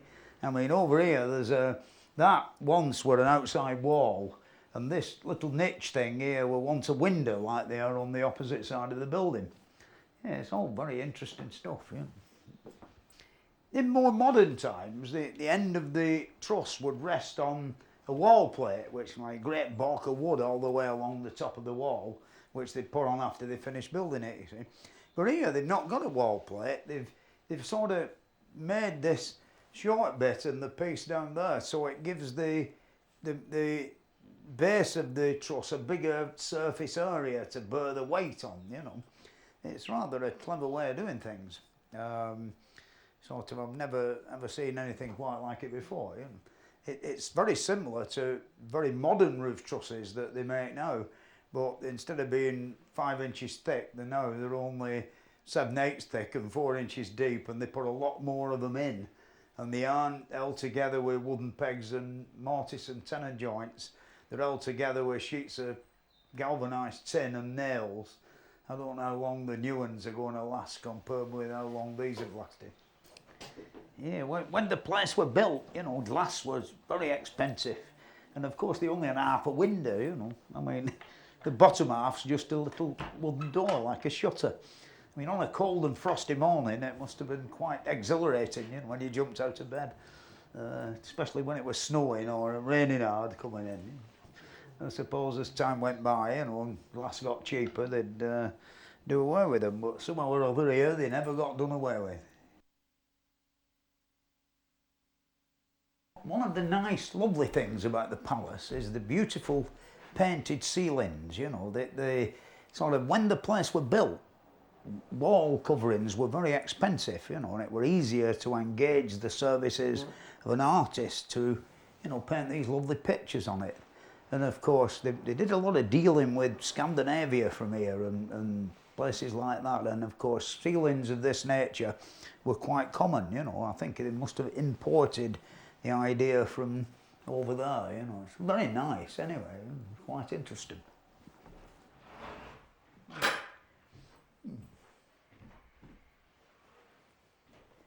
It's amazing to think that when all this lovely painting were done, you know, sort of, it were cheaper than actual wall coverings of the time, you know. It's like, you'd think that something that were made like on a loom or horizontal would be cheaper than having a bloke lie on his back and paint all this fancy stuff all over the ceiling. I mean, it's not beautiful artistry, you know. In fact, I think it looks better now than it might have done when it were first done, because of the age of it all's blended it all in with the muck, and it looks rather sort of secretive to me. The thing is, another interesting thing about it is the width of some of the boards, you know, they're like 18 inches wide and only like 1/4 of an inch thick. I mean, you can imagine two men, one down an hole and one at the top with a great pit saw going up and down. If it were running off a bit, there'd be a bit of swearing. I mean, in a place just through there, you can actually see how thin the boards are, you know, they're like 1 foot wide and 1/4 of an inch thick. I mean, if you went to a timber yard today, you'd be hard pressed to find a piece of wood 1 foot wide and 1/4 of an inch thick. I mean, you get plenty of plywood, but I'm speaking of real wood, you know, and flat as well, you know, not curved. The pan tiles, to get them to like hook over each other, the bottom left-hand corner is cut off at 45 degrees, and the top right-hand corner is cut off at 45 degrees, so that they fit snugly on top of each other, so they all fit together without any like great corners being lifted up. You know, the thickness of the material. And by overlapping in that manner, it keeps the rain out and all, even though some of them, through the bit uneven heat in the kiln when they were made, you can always get inside a roof with pan tiles on and see quite a bit of daylight. And yet, unless there's strong winds or anything, they don't rain in, you know. I mean, in theory, water runs downhill all the time, and you know, I've been in places where you can see daylight everywhere and yet it doesn't rain in. This is the underside of the pan tiles, and of course the only thing that holds them on is this little lug, you see. They're not nailed on. The modus operandi is every other row or two they nail them on, and the way they're all lapped over keeps it all bound together. The problem is when you get a horrible snowy windy night, the snow blows up the holes where, you know, they bent a bit in the cooking or in the kiln when they were made. They're never all very perfect, you know. I mean, they make modern concrete ones that are made in presses that fit perfectly, but these are the old, really old ones that were burnt in a kiln, and of course they're all little bit different. And a good way that they used to do is point round the back with mortar to stop the ingress of the rain in a heavy storm or a wind. But, you know, this is best they could do in the olden days. Sir George's mine flooded, and this started the slow decline of Culross Palace. And it took 200 years, you know, it was still inhabited right up until the 19th century. But that's really the reason why this whole village has survived to this day in the fairly well preserved state it is.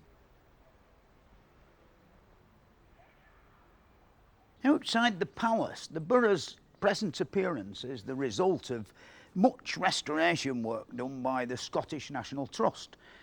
They're trying to keep the exterior exactly the same as it's always been, whilst at the same time making it fit for the modern world to live in, you know, and you can see all these nice new cars around, you know.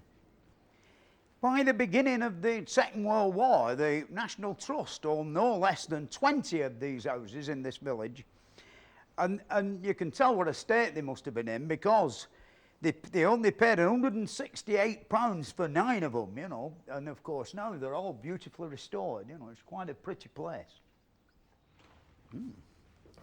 This rather interesting looking tower behind me, it's sort of known as the study, and whose study it were I don't quite know, I have been told but I've forgotten. The thing is, it's an interesting piece of workmanship with its step gables and that lovely round bit sticking out. It's got a spiral staircase in it. It's interesting to work out that they've stepped it out a bit, give you an inch or two more floor space inside.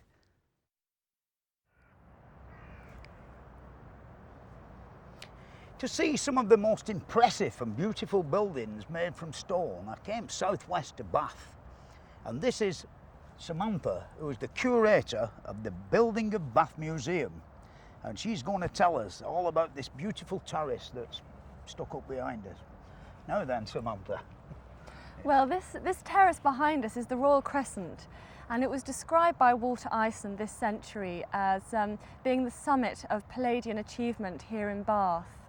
It comprises of 30 houses, each of them fronted by this uniform frontage, which is the most distinguished feature of it are the giant order of Ionic columns which run all along the front of the facade.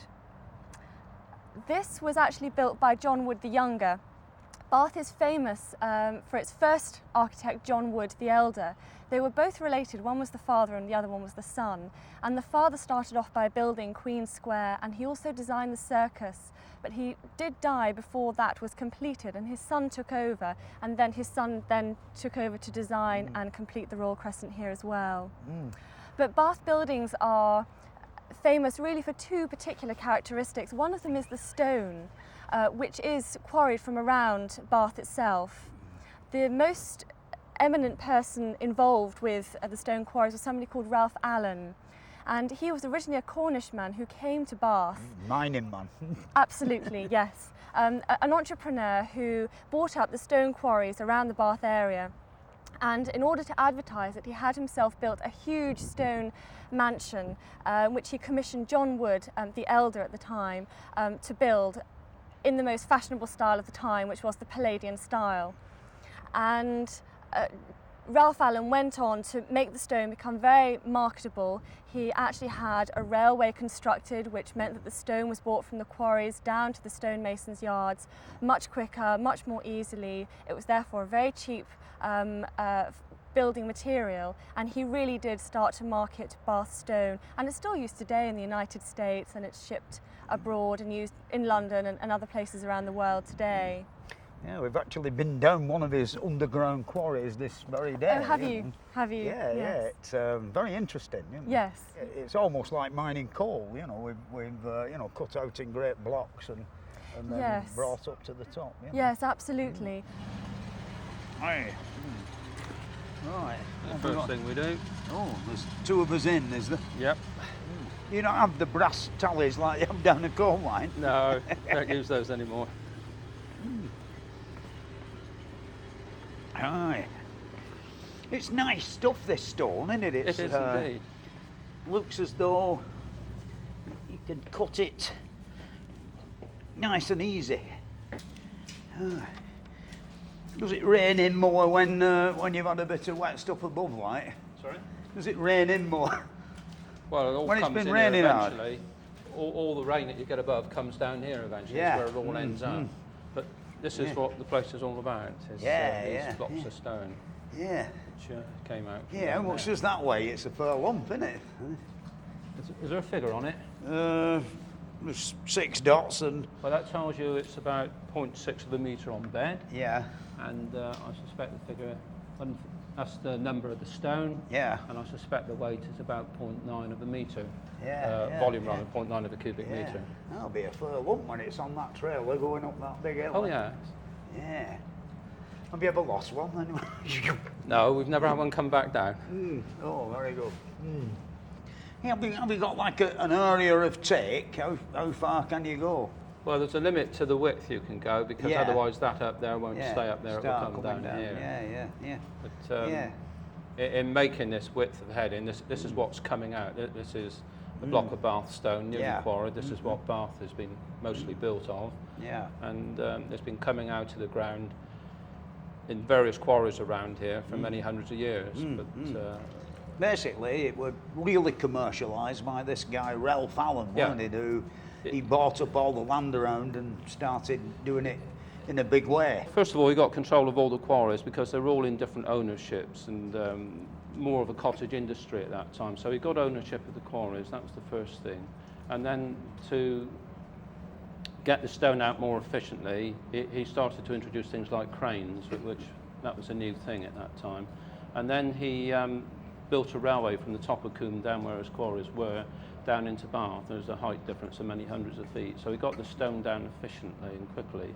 Then he had a masonry yard at the bottom, and he built houses alongside. They're still there for the masons. They lived in the houses, worked in the yard, so they didn't waste time trudging up to Coombe Down every day.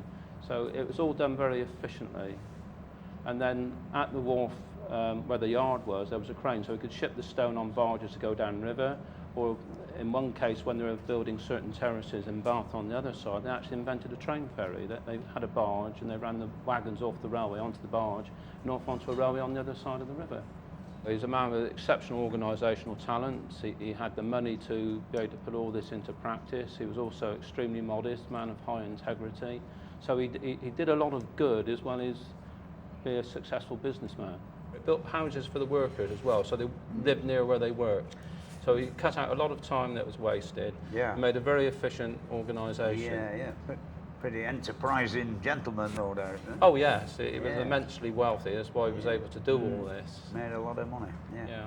And I suppose in them days it'd be all drilling and plugs and feathers for getting. No, out. this was long before plugs and feathers. This was all pickwork and using what we call wedges and chips. Yeah. Big wedges, little chips and little plates that go each side of the wedge. Yeah. Like the feathers with plugs and feathers. Yeah. And instead of making round holes, they made slots to split the stone. Yeah. Oh, the good things, then. You can do a lot of damage, can't you, with them sort of things? Oh, yes. Yeah, I've done a bit of stone smashing with that sort of stuff. Oh, well, we try to get it out in big blocks rather than smash it. Yeah. Well, you'd have a job move, that, wouldn't you? Must be very heavy. Yeah, that's what the crane is about behind you. If the quarries weren't there, Bath would look totally different. It could be brick or it could be something else, but it certainly wouldn't be the elegant city that it is today. It owes a tremendous debt to the material itself. Yes, it's a relatively soft material. It's a lot softer than granite, for example.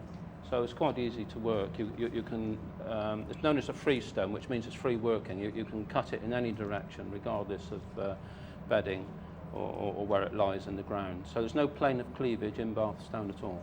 Yeah, so really 7/8 of Bath is constructed from the rock that's been dug from underground, eh?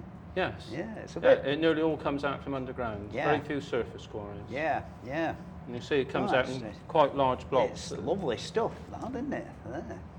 Ready for the stonemasons to saw into big blocks and make them lovely terraces out of. Well, the next stage from here, this will go on a cart, be pulled up the shaft that we just walked down, and then it'll go off on a lorry to a masonry yard, and then it'll be sawn up into smaller pieces and ultimately end up in a building. Well, the stone that comes from the quarries, it comes in two forms. There's the rubble stone, which is used to build the main shell of the house. And then you get what is known as the ashlar stone, which is used as a thin veneer to front these houses. And that's what you see when you look at most of these houses. But you go behind the Royal Crescent or behind the circus, and you do see that rubble stone that was used that wasn't faced with the ashlar. It was only faced with the ashlar in the front of the building. And that was because appearances mattered in the Georgian period, and it was the front of your house that had to give the grandest appearance. But it was the result that they were trying to get was that the front of the house should look like one complete block of stone. So even when they put the ashlar in front of it, they actually then would drag it down with a particular comb which they called a mason's drag, and that would leave the effect of a very sort of seamless, almost as though the house was made out of one complete block of stone, and that was the appearance that they wanted to achieve. Yeah, almost like cement rendering in a way. Yes, absolutely, Yeah. yes. Very, very smooth. Yeah, the joints are so fine as well, aren't they? Absolutely. Approximately how thick is the outside layer, you know? Oh, it could be as slim as that. Yeah, about 4 inches. Yes. Some buildings in Bath, some of the cheaper ones, were built just using the ashlar veneer. But the more solid buildings were really built out of the rubble-based stone first, and then faced with the ashlar on top. The window frames are especially beautiful, aren't they? The lovely thin sash bars. Glazing bars, yes. Is there any reason for the fact that every other 4 or 3 there's big panes of glass and not the small sash bars? Yep, that depended on the technology that was available at the time. So in the Georgian period, they had a particular way of making crown glass, as it was called. And the way in which they made it left them with a circular disc that was about 5 foot in diameter, and they had to cut the panes of glass from those discs. And it therefore meant that the size of the panes they could get was limited. And but the Victorians, a bit later on, they developed a system of making sheet glass, and they could make the panes of glass much bigger. So therefore, they took out the glazing bars, and the Victorians then put in their whole sheets of glass. But interestingly enough, the Georgians, when they were cutting their panes of glass and they were assembled together with the glazing bars in between, they were actually all based on certain mathematical proportions, and there is an argument for actually reinstating the glazing bars back because of the proportion of the size of the panes actually matches the proportion of the buildings that they were actually made for. So there is a debate as to what we should do, and there's a big move to actually reinstate glazing bars back into these windows, because I'm sure you'll agree that in certain cases the Victorian glass can almost look a little bit of a blank void. Yeah, it appears that there's no glass there at all, when you look at the others, you know. Yes. And the other beautiful thing is when the light catches it, how it's all curved and all of that. Yes, yes, it's lovely. Yeah. And also you can see that the building that has just been cleaned really shows up that honey-coloured stone so well. And yet some of these houses have had hundreds of years of dirt and weather accumulating on them. But when they're cleaned, you can imagine what it must have been like when it was first built.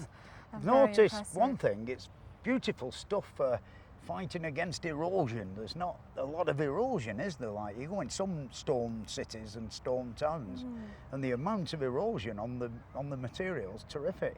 But here there is a bit, but it's not terrible like it is in some places. Yes, it's interesting actually, because when Ralph Allen was first trying to market his stone, he thought he was going to market it outside Bath originally, and somebody referred to it as Cheshire cheese full of holes, and therefore it surprisingly didn't market very well first of all, but then he found a very big market in Bath, which was growing at the beginning of the Georgian period, and so he did find a home for it here. But yes, it has had its criticisms, but it's weathered very well. I think Mr. Allen found a good product, wouldn't you? You know, really. Absolutely, absolutely, yes. Yes, he made a fortune out of it as well at the same time. Now, what particular style is this done in? Well, John Wood here has used one of the 5 orders.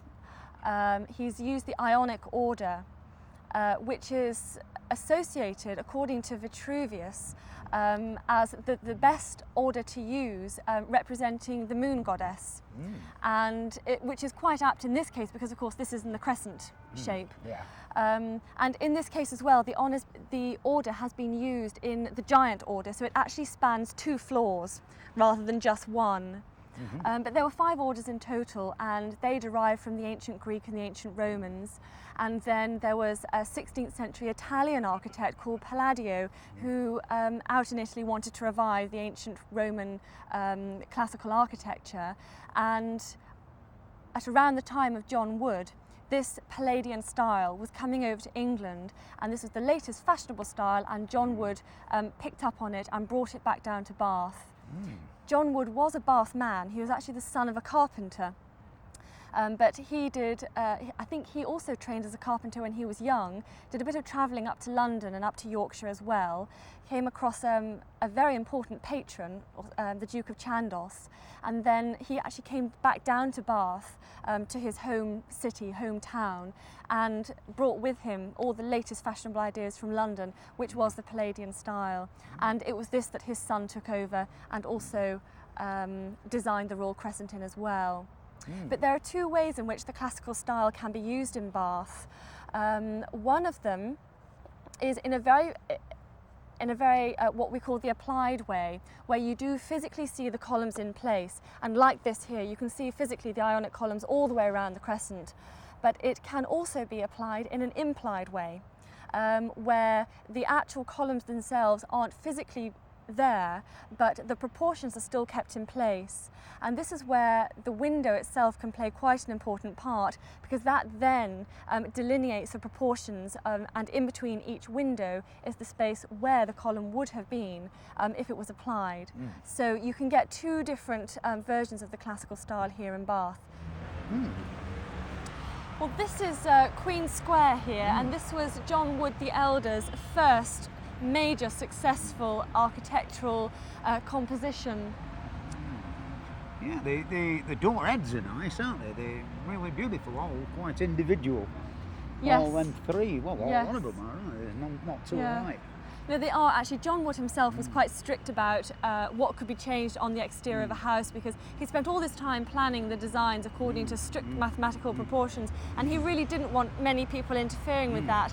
But the one thing that you could change in certain places was the actual door surrounds. So very often they were personalised, and in this case, it really symbolises the rank and wealth of the person who actually leased those houses.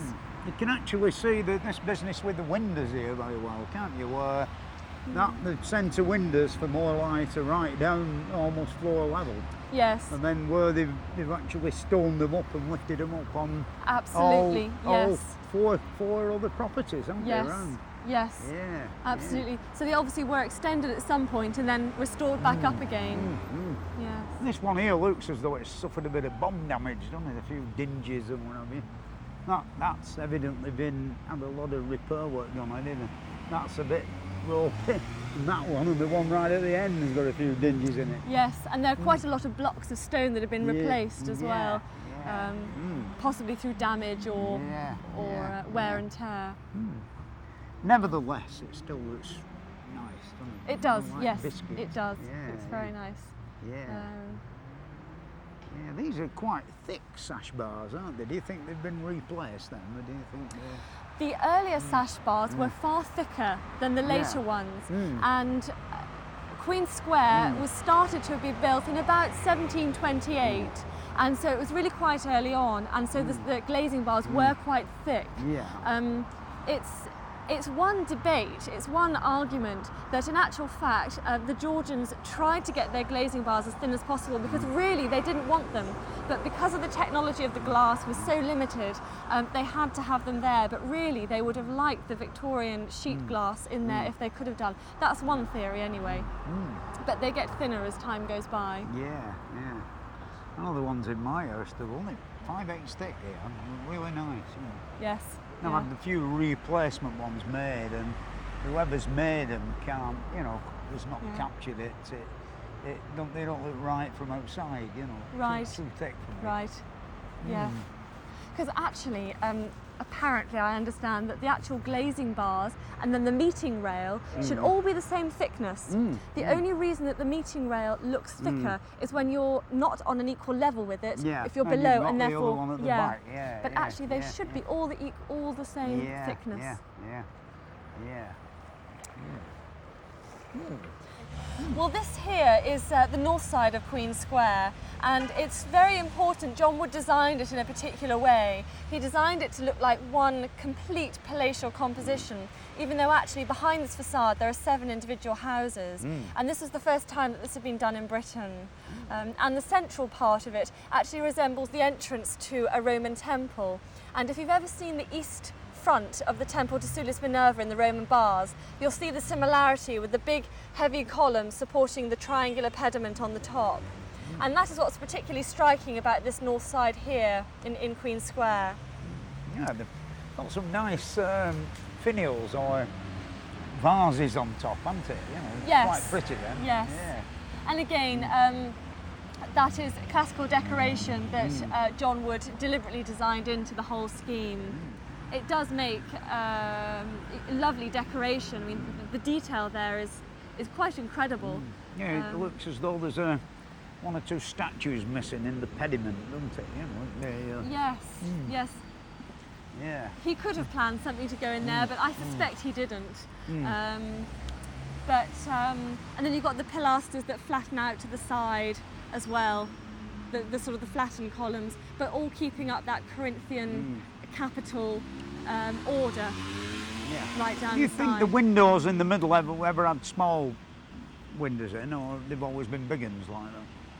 Oh, do you mean these here? Originally they would have had the glazing bars in the centre, most definitely, Those windows in there are definitely later Victorian additions, yes.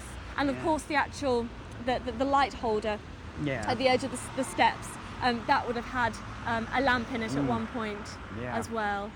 I think that's Mr. Woods' bronze plaque underneath the balcony. I'm sure it is, yes, saying that he was the architect. And the other lovely thing about it, of course, is this ground floor here, which has this rusticated feel to it. Deliberately sort of chiselled out stones, giving that rusticated feel, which which is rather nice. I think there's an architectural name for that type of stonework, but I don't know what it is. Yes, it's one of the forms of rustication. Yeah. Yeah, and even the windows, they had sort of the different details on the top. Yeah, there's more detail there than one would imagine, isn't there? There's like dozens of little friezes and egg and duck moulding and all sorts of things, isn't there? And you can even see the shutters actually on the inside of the buildings. Those are likely to have been the original shutters. Actually, there's nobody in residence at number 22, is there? No, no one there. Not on the first floor, no. Now, what's that strange conical looking thing near Mr. Turtle or whatever? That is a torch snuffer. So when they had their flaming torches to come back with, they'd have snuffed it in one of those.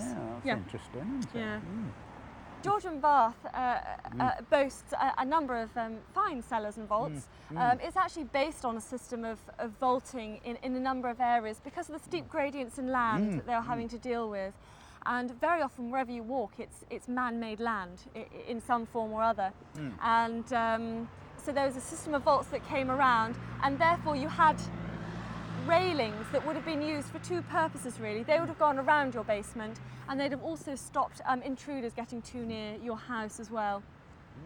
But those railings actually, they're black now, but they wouldn't have actually been black at all in the Georgian period. They would have been a number of colours, from blues to greens to stony colours, but they wouldn't have been black at all. That's actually something that we've inherited from the Victorian period. Yeah, but why are the middle row of windows bigger than the other windows? Well, they have a story to tell all of their own actually. Originally they wouldn't have been a different height at all, they'd have been the same height. But later on in the Georgian period, towards the end of the 18th century, they wanted more light in their entertaining rooms, and their entertaining rooms were their first floor. So what they decided to do was actually cut down and make the bottom of their window longer, and they put in an extra row of 3 panes of glass. And for safety precautions, they'd have put the little balconets outside.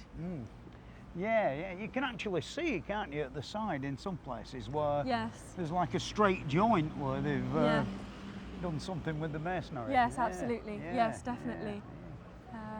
So that's why actually in some windows, at the top windows, you can see there are 6 panes over 6 panes in the sash. But actually on the first floor, you have a greater number of panes in each sash. Yeah, what's the significance of the acorns? The acorns hark back to the legends of Prince Bladud, and he was the son of one of the kings of this particular area, and he contracted some sort of skin disease, and he was banished from the kingdom because he was highly contagious, and he became a swineherd to earn his living, and his pigs also caught this skin disease that he had. Well, they were rooting around in the marshy waters in this area for acorns, and they came out of the water and they were completely cured. This skin disease that they had miraculously disappeared. And so Prince Bladud too, he went into these very marshy, muddy waters of this area and came out, and he was also cured. Yes. And he got his job back. Yes, he did. He got his job back in the kingdom and went on. And so the legend continues. But John Wood was very proud of this patriotic background of this area, and so he put the acorns up there as a sort of a remembrance of that particular legend.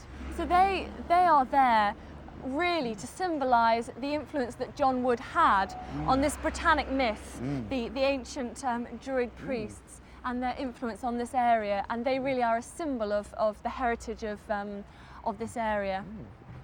Yeah, like them elliptical halls and all. It gives anybody who lives on the top deck a nice view of the square, doesn't it? You can actually, with them being the way they are, you know, you get a good fan around, won't you? A good peephole, Yeah. Oh, it's a pity the gas lamps are missing, isn't it, out of the beautiful brackets? Yes, they would have been very impressive. Yeah. In certain places in Bath, they are fully restored, but not in others. Oh, it's a shame, isn't it?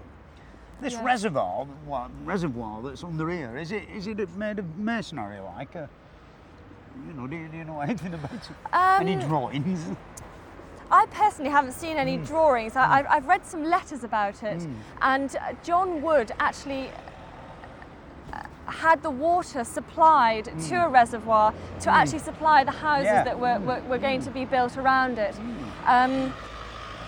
So he took on the responsibility of providing the water for the houses, and as far as I'm aware it should still be there, but I mean, obviously the trees are planted over there now and they're very mature, so I don't know what effect they would have had on the reservoir.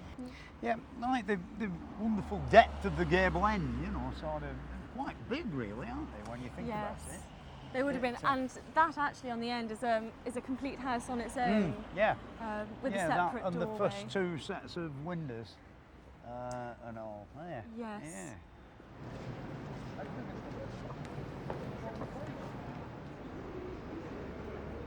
The pump room was the centre of social life, and it's here the fashionable would come to take the waters, and it's actually built directly over the top of the Roman baths. The Romans developed Bath into a city of leisure and pleasure, and of course they built around the hot springs a wonderful system of baths and you know, all what we can see here in actual fact. The thing is that along with Hadrian's Wall, it's one of the grandest monuments that the Roman Empire left behind for us. The main feature is the Great Bath, which of course is still fed from the hot springs by the original Roman plumbing.